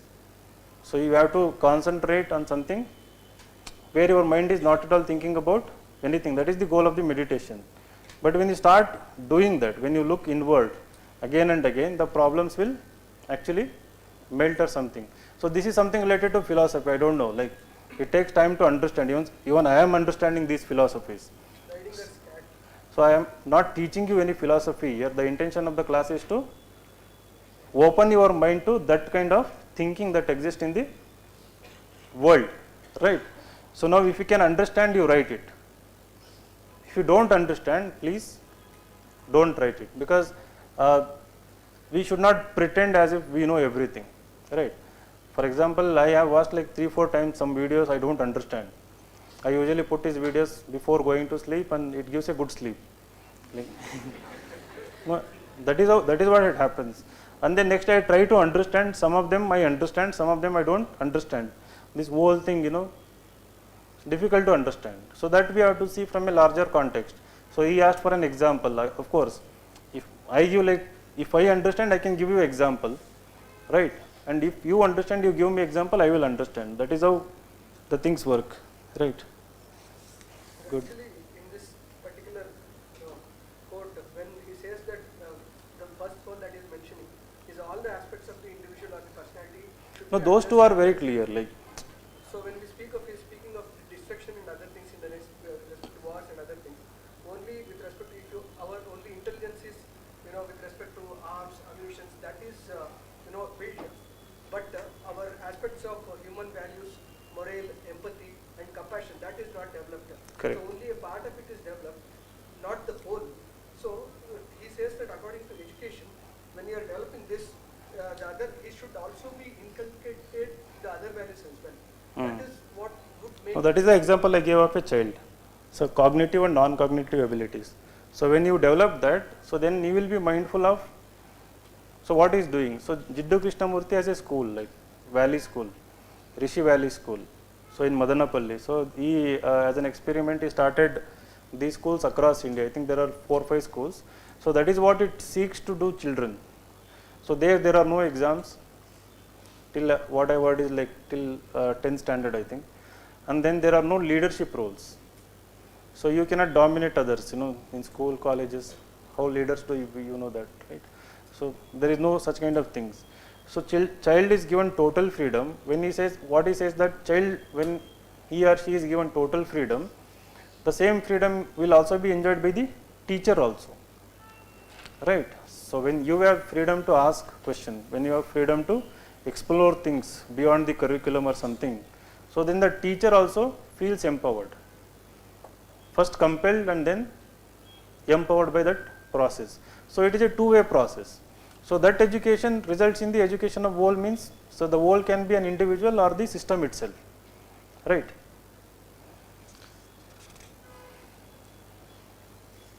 Okay. So should I give homework to you here to do some assignment? What? You are ready for that?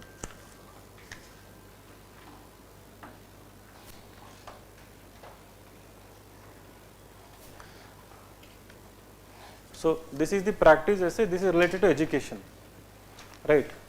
So maybe you can write don't write the entire essay, just write the skeleton framework. So if you have understood so far the intention, so not the content of the class, please. Content of the class is totally irrelevant. It was about the intention, the way we discussed certain things.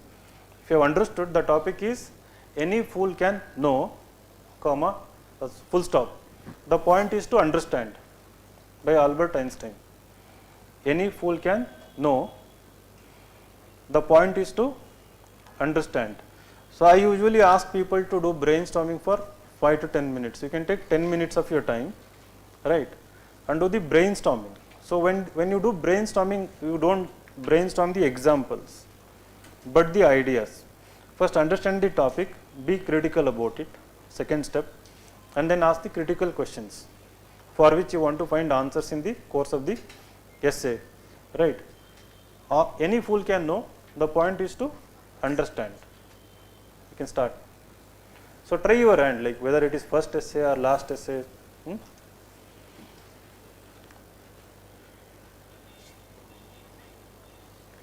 I would like to see really wild ideas, some new perspectives, good interpretations.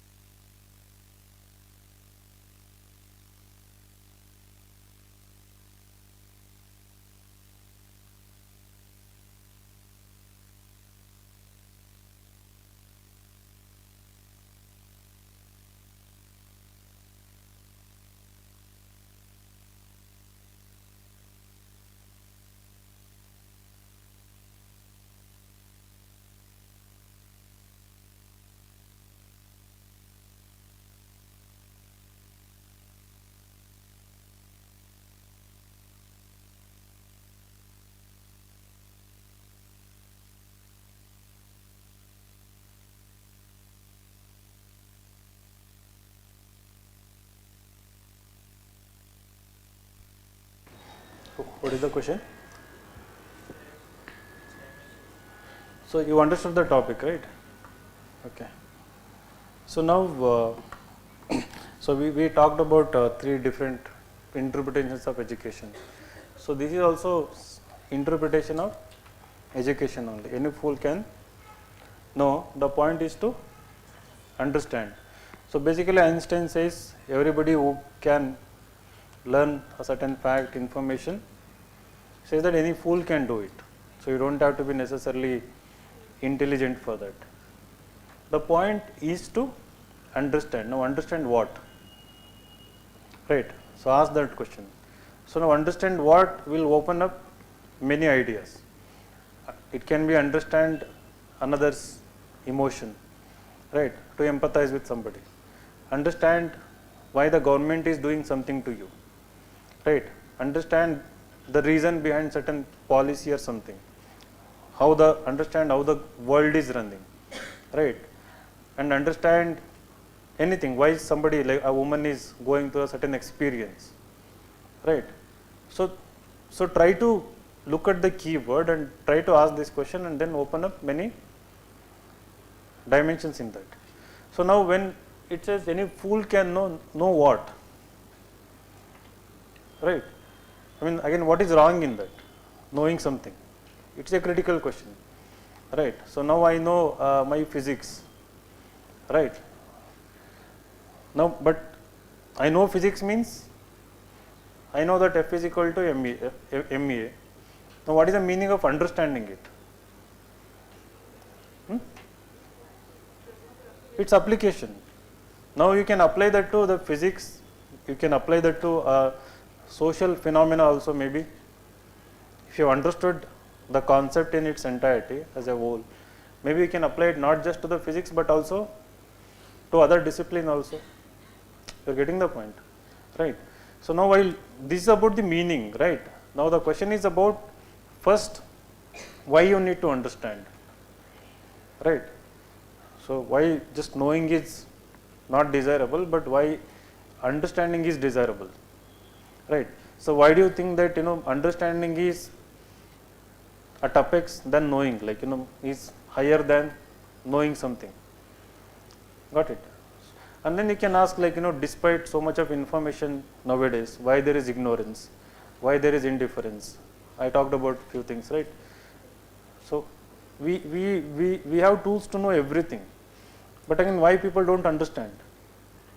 So anything that makes you think becomes part of the dimension. So in that direction, you do the brainstorming, and then for all these questions, your example can vary. Like as a supporting argument, you can give a book from another author. Another person can give another author, or another interpretation of education can support this particular claim. So in that way, you keep thinking. You can continue if you haven't done.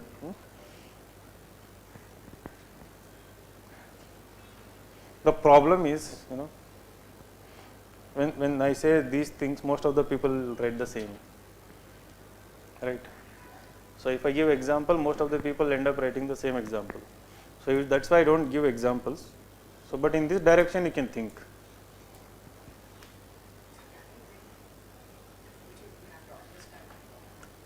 You have to?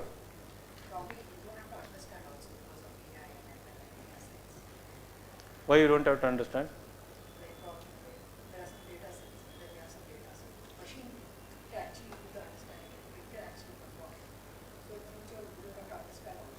Or we might reach into that future. But again, is it a desirable future? The next argument.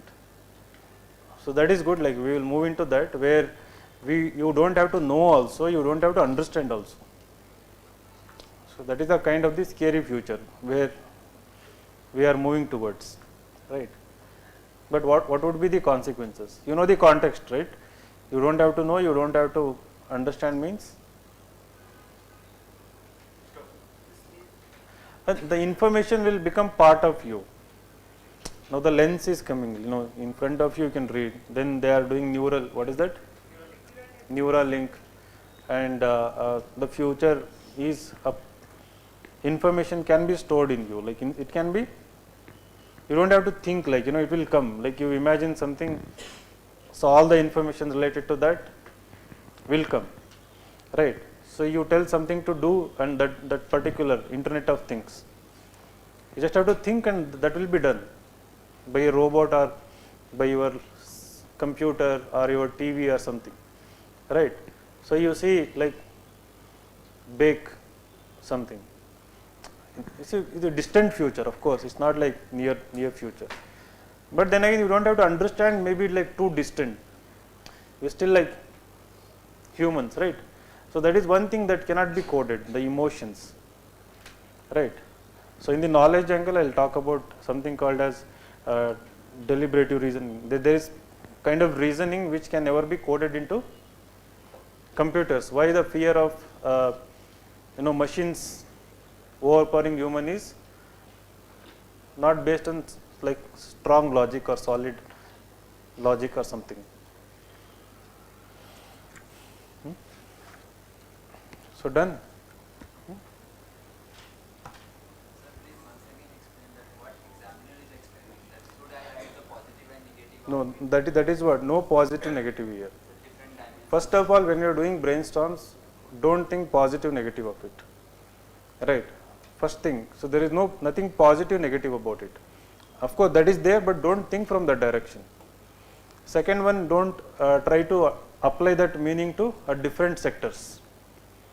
That in political angle I can put it, economic, environment, geographical wise I can put this argument.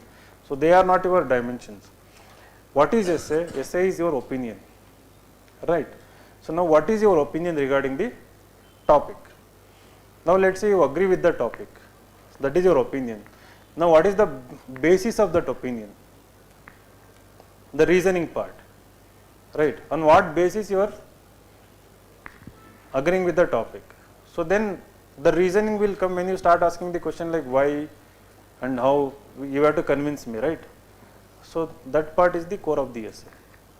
So can my essay be 100% in agreement of the sentence? It can be in agreement or in total disagreement also. When you are agreeing, there can be a counter arguments, right?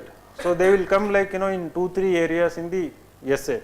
Like let's say you have like 3 broad reasons to agree with the topic, but for those 3 there can be counter arguments.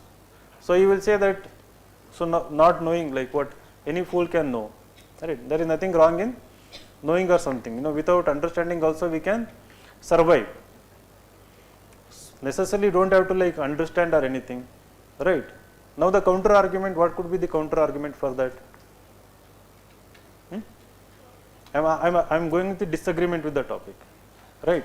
So what could be the counter argument? Today's fundamental science is tomorrow's application. Unless we actually ask and understand fundamental questions, we won't be able to come up with new solutions. Okay.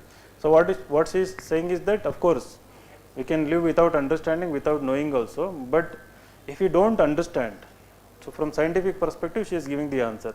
So if you don't understand the science, we will not be able to, Solve problems tomorrow. we will not be able to solve the problems. And again for that also there can be argument. So why should I solve the problem? Why should I be part of solving the problem? The growing individualism nowadays around the world. What is individualism? So putting your self-interest beyond everything, right? So that is individualism. So an individual might think that okay, so it is the problem of the world, so I don't want to be part of it. There can be problems at individual level. For him, what is the counter argument? Every individual also faces problems. So it's not like world problems. Well, of course, but what will you tell that individual? What will you tell? So who says that it's none of my business?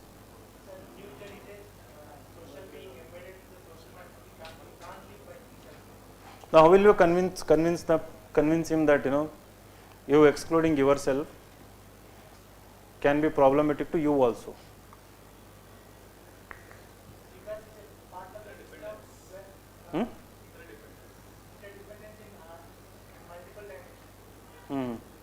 No, that is all true. Like, how will you make him convinced that so that he starts understanding? How will you make him understand? So every day-to-day activity. Huh? Lock him up for a week or so. He will understand by self-experience. Yeah, I mean, that's the best way to learn. When you go through something yourself, you ask questions which are fundamental, which we start doubting the axiomatic truths that you are taught. Like people who are expecting or learning that the atom is it's indivisible, but later on we did divide the atom. That's the shortcoming of knowledge. That truth is not one constant thing. Truth might change with time. This is just the truth that we live as a society right now. It's just a synthesis of what this society is thinking at the moment. But in the course of time, we will ask better questions or different questions, and which will make us reach to different truths as well. Very good. So we can say that if you are not So locking him up is the solution. Yes. What did you write? Yeah, for that is.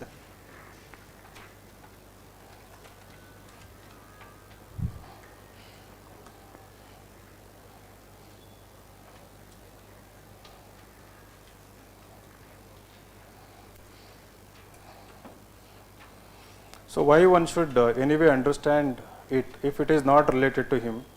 So the one I was discussing. Okay. So benefits of understanding or neglect of just knowing. Okay. How to understand something? Should someone possess knowledge, patience, relevance? How to understand something? Like, should someone possess knowledge, patience, relevance? So what is the preconditions to understanding? What are the preconditions to understanding? Does ignorance, apathy makes one to avoid understanding? In such busy life and temporal space, why anyone should understand? Good. See, the answers for these questions can be different. I mean, it totally depends on your way of thinking and your way of reading. So what kind of stuff you are reading, what kind of movies you are watching, fiction, right? What kind of thinking you have, what kind of discussions you have with the people.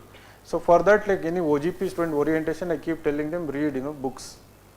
That actually opens up you to very good answers and also very good questions also. So for those who are preparing next year, start doing this, right? So don't doubt this. So what we are doing in the class, don't doubt it. Like, so we have been told by toppers this pestle approach, it actually works, right? Works to the extent of getting you just slightly above average marks or average marks, right? Now UNICEF, right? So as said that the goal of education should be, again by 2025 the entire world, the goal of education will be to inculcate critical thinking. So those who have the qualities of critical thinking, better communication skills, right, better collaborative, the forces I talked about, so they will be the one who will be desired, hired by, or whatever, they will succeed actually in the complex maze of world at that point of time, right. The same thing is being brought in UPSC. It is not like to sound more intelligent or something I am talking about. I am not intelligent at all, right. So this is the demand of the exam. This is the demand of the exam. Of course, many people are passing because somebody is good in optional, somebody is good in some subjects. So don't compare it with the majority. So what I am talking about is the like top 100 to say like top 10, and it is not so prominent right now, but it will become more prominent in the future. After like 2 to 3 years, you will see that this becomes a prominent feature where anyone without critical thinking will be totally eliminated from the race. Great. Anybody who cannot independently think, critically think. So what is critical thinking, by the way?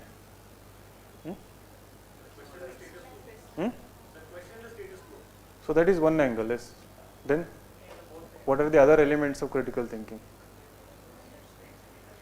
Basically having the questioning attitude, so looking at things in an unbiased, more objective manner. So you are not taking anything on its face value, right? So that critical thinking, basically it helps in problem solving. When you have critical thinking, you are considering every factor, weighing in your options, right? Judicious, more objective in your approach. So that will become more prominent. It is the beginning actually. Somebody will appreciate this video like after maybe 5 years. Started in 2019, right? If I have to put a boundary, like was supposed to start from 2013, right? It took its own years, still that relics were there. And doesn't matter who sits in the UPSC, but this is what is the broader objective, right? Going by the global standards. So since 2019, I am seeing people with that kind of skills are scoring high marks in both interview and essay paper. So other papers, still predominant in terms of the content. So those who have better example, better knowledge are still scoring better marks. But slowly the trend is that somebody who can bring bit of analysis in GS 1, 2, 3, 4, combine that with quality examples, are able to score good marks in these papers. So that is why I went through Shruti Sharma copies. If you see her copy, they are not just examples, right? So one of the toppers I really appreciate. She totally deserves to be in rank 1 because of the way she has written her GS answers, even in the ethics answers. Her knowledge level is top class, but at the same time, without spending too many words, the way she is intelligently analyzing the question, right? Look at her introduction, they are not facts, any introduction, most of the introductions, right? And within question there are multiple parts, and for every point she is giving example, some support, validation of the point is analysis, right? Dividing your answer into multiple parts. So some people say, they ask like if I am writing 10 points, how many example I should give? I say minimum 8 you should give. If it is 5 for 4 point you should give. But she has given 10 example for 10 point, most of the answers.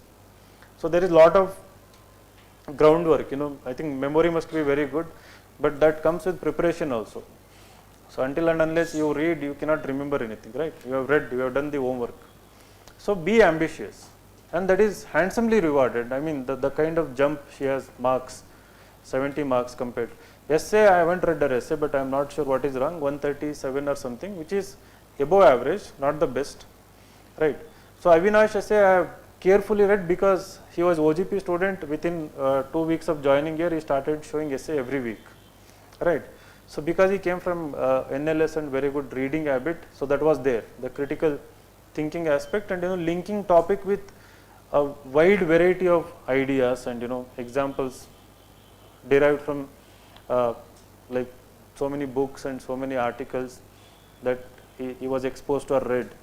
So that should be brought. Now you are in the race, it is a competition, right? So you should not settle for anything less. So don't treat these small things as burden. But you have to do them, you have to do a bit more ambitiously, right? So if at all you have chosen this as your dream and want to crack this, up the game. If you want to be in this race, right? So I am just telling you the truth. Right.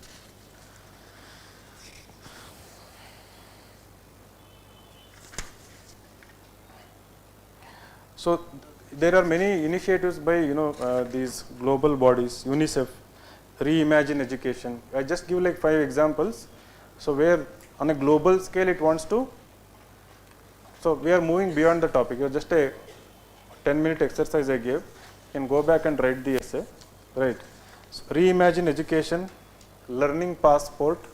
These are some of the initiatives by the UNICEF. Generation Unlimited. The reason I am giving them is I don't want you to write Government of India examples. Right? Think global. It can, even if it is Indian case, because there is topic about India, right? Higher education in India, primary education in India. You have to talk about them. So when you are talking about NEP, can you compare that with education policy of Japan or Finland, or any framework given by UNICEF, right?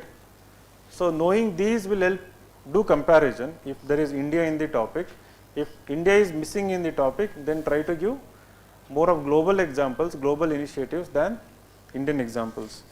So what is GIGA? Generation Unlimited. So you just find out what they are. Like I don't want to. GIGA, education cannot wait. Reimagine education, learning passport, Generation Unlimited, GIGA, GIGA, education cannot wait, EdTech Hub, Global Partnership for Education,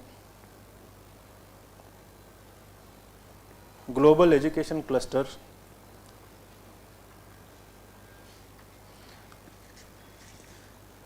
United Nations Girls Education Initiative, UN Girls Education Initiative,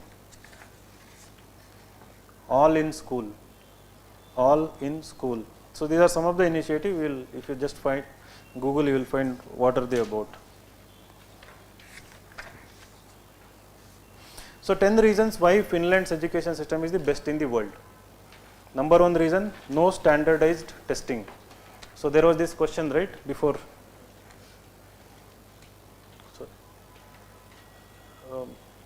Where was this topic? Are the standardized tests a good measure of academic ability or progress? So the context is this only.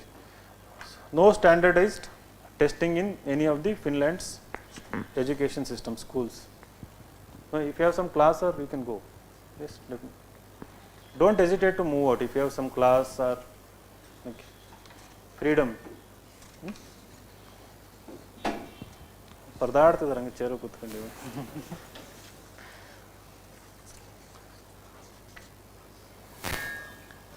Accountability for teachers not required. So accountability, total freedom to teachers. Accountability for teachers not required.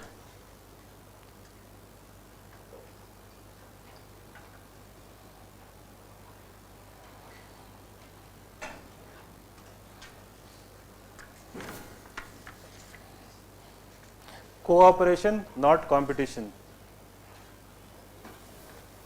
Which class you have?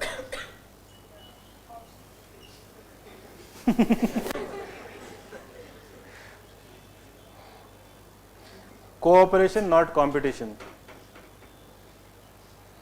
Cooperation, not competition.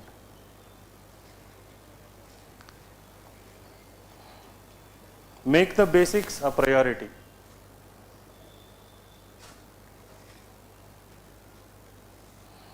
Make the basics a priority.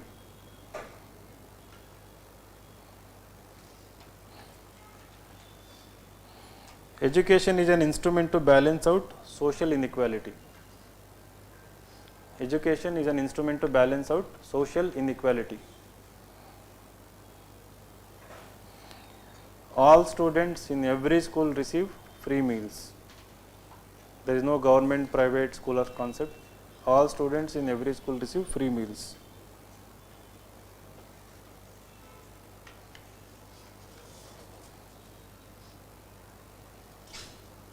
Starting school at an older age. So there at the age of 7 the school starts in Finland, not early. So they are left to grow freely at homes as they want to be. So starting school at an older age.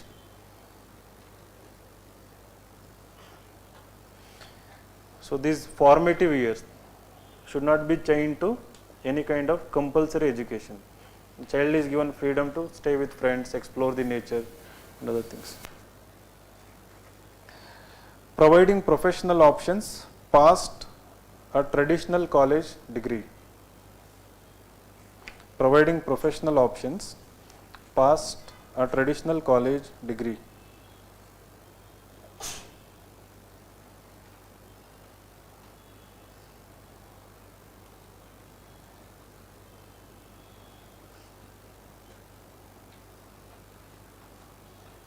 So what it means is that for everyone professions are open, right? So irrespective of which degree you have, so there is a wide choices of professions available. So for example, there is a lesser focused dichotomy of college educated versus trade school or working class, both can be equally professional and fulfilling for a career.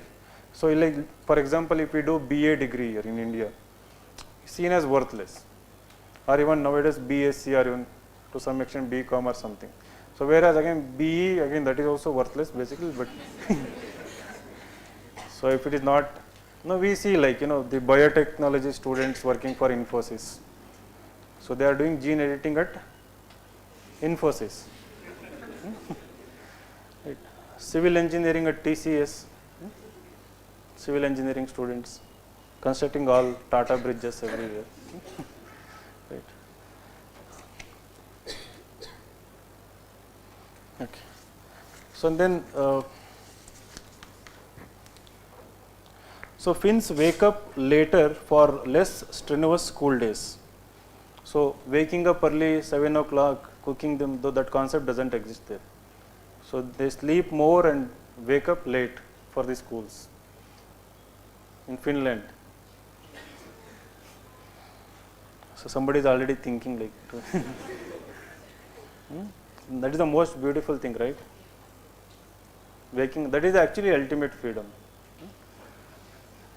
So waking up whenever you want, and then going freely in this world. So they usually start school at like 9:45 a.m. or something. I don't know. No, others like Finnish school start the day later and usually end by 2.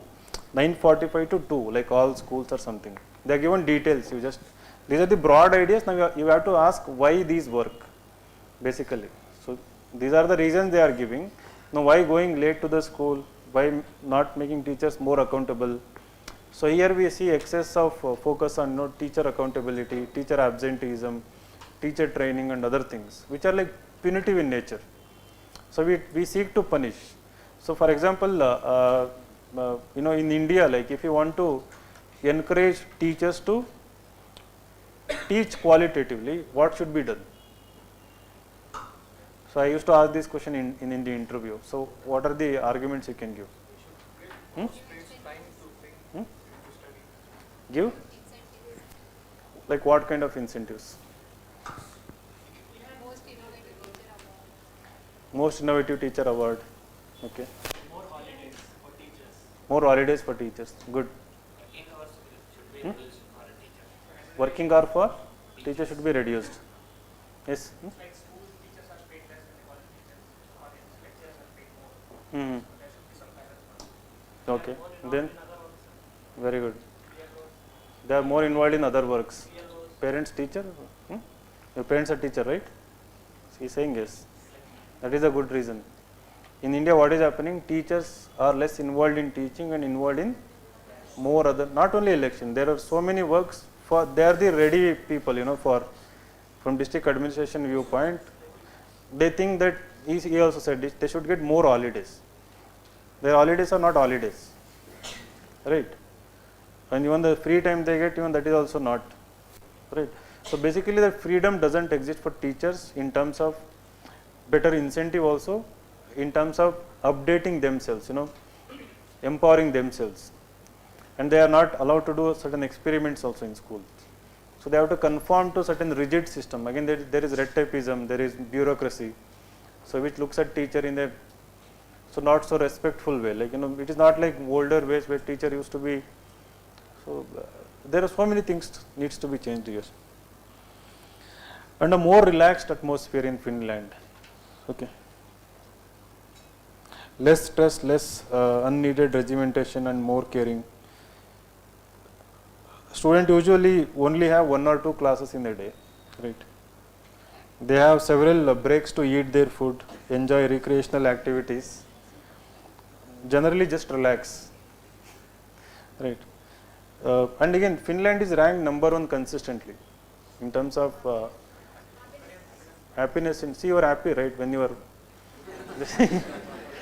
so all you have is breaks, right? So like you learn actually more when it is like that. So according to the OECD, students in Finland have the least amount of outside work and homework than any other student in the world, right? So the least amount of homework. They also don't have tutors. Yet they are outperforming cultures that have toxic school to life balances without the unneeded or unnecessary stress. Like China is an extreme example here, right? So I mean, it will explode someday. We don't know when, right? So, but again, even if it explodes, we won't come to know. In China, so it may be all just numbers. It is all doing good. So there is this epistemology in philosophy. I mean, knowing the root of the knowledge. What actually for example, it asks like very weird questions, right? For somebody, it's me speaking, like Vinay Kumar or somebody. Like, what is the proof that it's me only? It can be my twin. How do you know that it's me? Of course, you have reasons to, but again, there is another question, like without knowing me or anyone, some of you have come. So why do you come? In my BSc, while doing BSc, a teacher had asked me a question that has remained with me even today, regarding the trust factor. Right.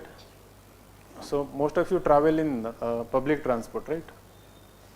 The driver is not your relative. You absolutely don't know them, right? The pilot also. But you always travel, right? You get into the bus, so you feel maybe safe or whatever it is.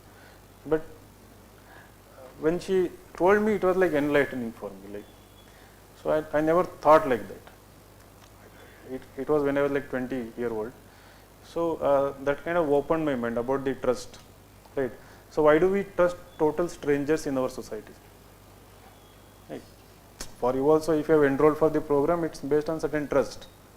And of course, it is manipulated by marketing, advertising nowadays. Not by us, but big billionaire companies, right? So, we apply for SC/ST, this social welfare. Karnataka government sponsors SC/ST students, OBC students for scholarship. So they send students to UPSC coaching. So last year there was no condition. These two conditions were absent in last year, which are new in this year. In the their conditions for making us eligible, or they do this empanelment of all the institutions where they grade them, to whom more students should be sent. So the two conditions which they have added newly, one is we should have won certain awards. Insights should have won, state government or national level, we should have won certain awards. Like government should have given me Padma Shri or the institution, something like that, which will never happen, right? Because I won't give money. Of course, today it is good. Many people are getting who are actually working. Earlier it used to be like that. Second condition is that it shouldn't be sole proprietorship, it should be proper company, private limited. This condition was not there. Now, so what is the problem? If it is run by one individual or a company, how does it make a difference to you who is empaneling? How does it make a difference if student is coming and getting the classes there? The two vulnerable sections. What is the logic here? Crucial decisions are not taken by one person, but a team of persons who represent various concerns. Also, if at all, if not that person, who else? So don't you think it is easy to make decisions when there are few people who can take decisions, who can make it fast? That is the kind of logic that works in Huh? dictatorships. No, a country is a different, and of course, so again it is not run by one individual, it's a ownership, right? So it's basically, when we dig deeper, then we saw this year big people are applying for the same thing. So till last year they were not applying. So this year they are applying. Suddenly the rules have changed, right? So there may be a logic in what you are saying. I am not denying that, but that didn't exist till last year. Huh? I don't know what is that. So Yeah, it's all about education. Okay. Very briefly, I'll talk about the kind of books you have to do, bring mention, So why reading certain different books will give you different ideas.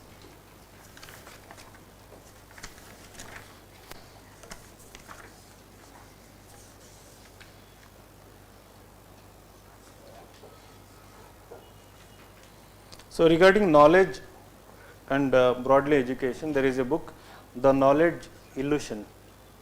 The Knowledge Illusion. The Knowledge Illusion. So it is authored by Stephen Sloman, Sloman. Stephen Sloman.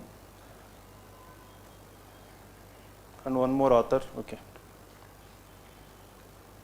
So it has a very beautiful idea, this book, right? So something related to the evolution of human brain actually, right?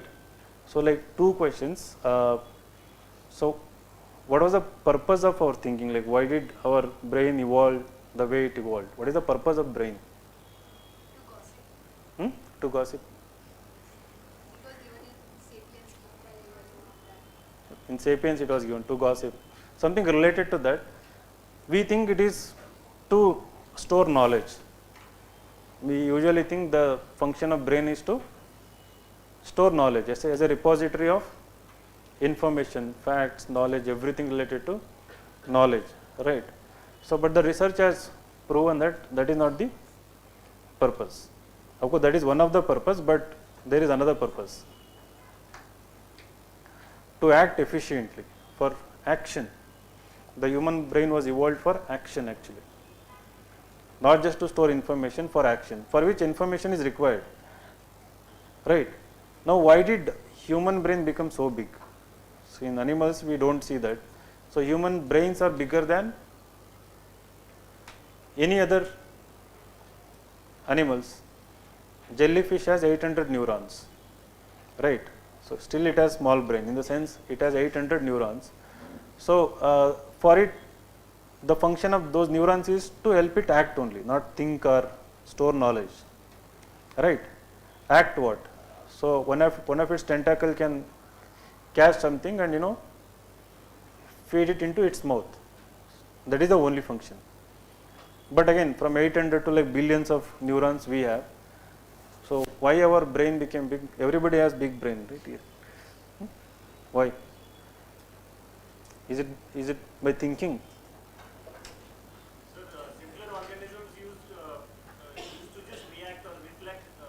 We had reflexes as basic actions. But as organisms evolved or humans evolved, we started responding to our environment and our fellow beings. So that was what one that can give an application of it, right? Good. It's related to what you are saying. It's basically because of community living, right? So the book basically underlies this broad idea. So our brain evolved in this direction, and we are not like individual islands, right? So what we think, how we think, everything we think is linked with the community living. So our brain became big because of, so if at all we are acting, there is cooperation involved, collaboration is involved, social life is involved, right? So in that regard it talks about. So there is something called as diagnostic reasoning. What is? Only humans have that particular reasoning, diagnostic reasoning. What is it? Sir, can we, sir, I'm guessing, we can make hypothetical situations and then reflect on those. Correct. So diagnostic reasoning is the trait of humans only. So no animals. People say like animal behavior, scientists can say other animals can also think or something, right? So diagnostic reasoning, for example, if something has happened today, I can reason back. I can go backward and see why it happened today. And based on what is happening today, I can predict the future also, right? Based on the fact and example, it's only humans can do that diagnostic reasoning. So when you read certain books, you will get these kind of ideas. Maybe if you are reading psychology optional, you might get. But from a general audience perspective, So you search important books which will give you certain important ideas or insights. So anything that comes across as new to you will be felt by the reader as well, right? So there is a Yiddish story, Yiddish story. You know Yiddish, what is Yiddish? So it's a language spoken by, it says part of Jews, right, in Eastern Europe. Yiddish. So there is a Yiddish, you know, trader, I mean, angadi, shop owner, yeah. So and then there are certain enemies, you can go. So then there are certain enemies, so who vandals, who doesn't like his way of thinking, his religion. So every day they come and, you know, do the desecration, paint something and go. So one day he sees it doesn't stop, another day it doesn't stop, it keeps continuing. So and then he comes up with an idea. He tells them, okay, you do it tomorrow, I will give you $10. They do it. So another day he tells them that I will give you $8, you do it, right? One or two of them drops. So and another day he further reduces, 5, 4, like something like this. So last one, after many days he will tell, no, I won't give you anything, right? Now suddenly these people stop, you know, harming his shop in any way. So what is the reason?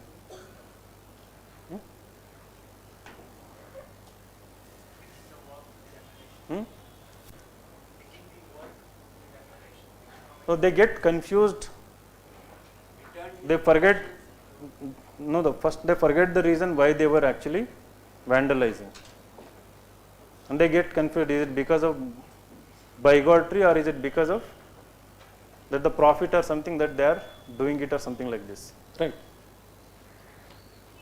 You can go.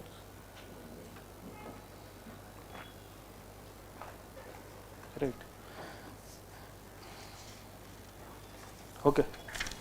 So there is another, like this book I wanted to talk in detail. I think everybody has some work or something, especially those who are writing mains. Right. So there are many ideas I wanted to discuss. So in the next class, I will be talking about truth, success, you know, other related themes that UPSC is very fond of. So one more essay I will do where I'll won't discuss in detail, I'll just give the broad ideas, right? And then there will be an ethics session on Saturday where I'll talk about how to write better answers to section A answers, especially code based questions. So like there is another book, if you would like to just note down, name of the book, The Death of Expertise.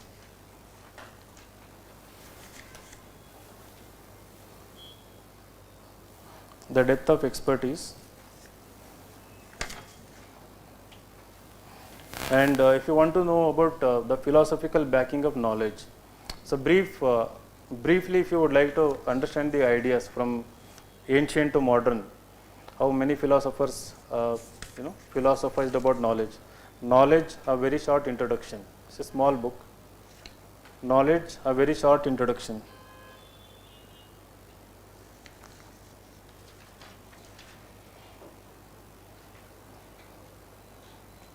Another book, A Brief History of Thought. A Brief History of Thought.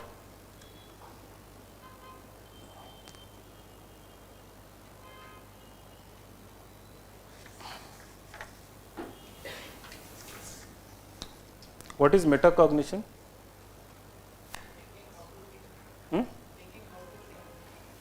Thinking how to think. Yeah, in a way, like being aware of your own self. Totally, why you are thinking, how you are thinking, being aware of your own thought process is metacognition. What is Dunning-Kruger effect? Dunning-Kruger effect. Dunning, D-U-N-N-I-N-G, Kruger, K-R-U-G-E-R effect. Dunning-Kruger effect. Intelligent people don't believe they are intelligent. No, something opposite. So less intelligent people believe they are more intelligent, right? They know that they are not skilled enough, they know that they do not know much, but they very strongly believe they know so much, they are very intelligent. So on Twitter we see this Dunning-Kruger effect. So you know better than Virat Kohli, right? So you know better than N. Sitaraman about everything. So Dunning-Kruger effect. So there is another video, like maybe in YouTube channel, if you search, I don't know, I made like around 50 keywords like this, variety of biases, these kind of effects. So where in, see, you don't have to bring so many in your essay. It can be just like 2 to 3 such kind of concepts, 2 to 3 names of the books. If you put in a right context, in a relevant manner, right? So that will elevate the quality of your essay. So these I noted down in the context of the book I wanted to discuss. What is social brain hypothesis? Social brain hypothesis.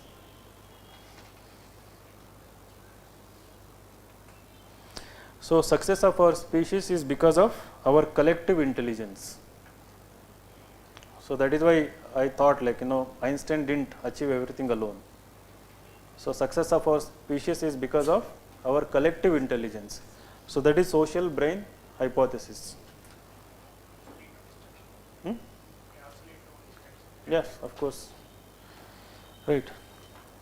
And humanity's greatest accomplishments from smartphone to space exploration are the result of our two abilities. One is called as division of cognitive labor. Division of cognitive labor. One. Second one is shared intentionality. Shared intentionality. Anybody has studied this, psychology or something? So all this stuff told it was based in Sapiens also. It is there in Sapiens, these things. Okay. Division of cognitive labor and shared intentionality. So this book older than Sapiens actually.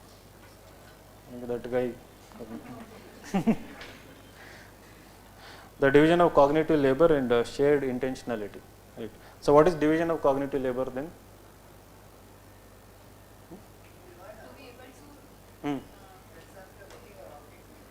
Correct.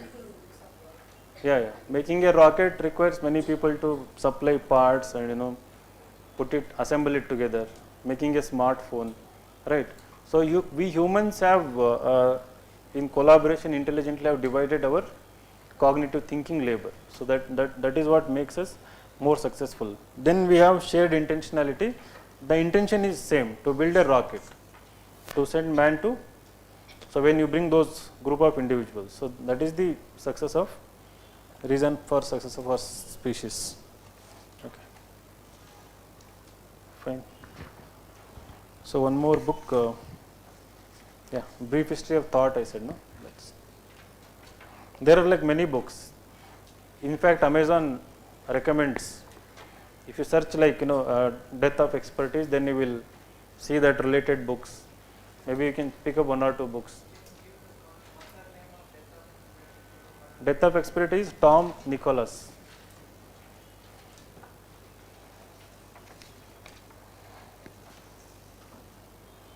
Okay. This knowledge, a very short introduction. Jennifer Nagel, Nagel. Jennifer Nagel.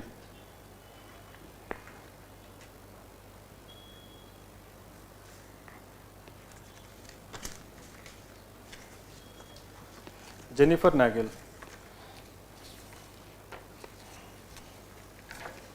There is one more book, Gutenberg Galaxy. Gutenberg Galaxy.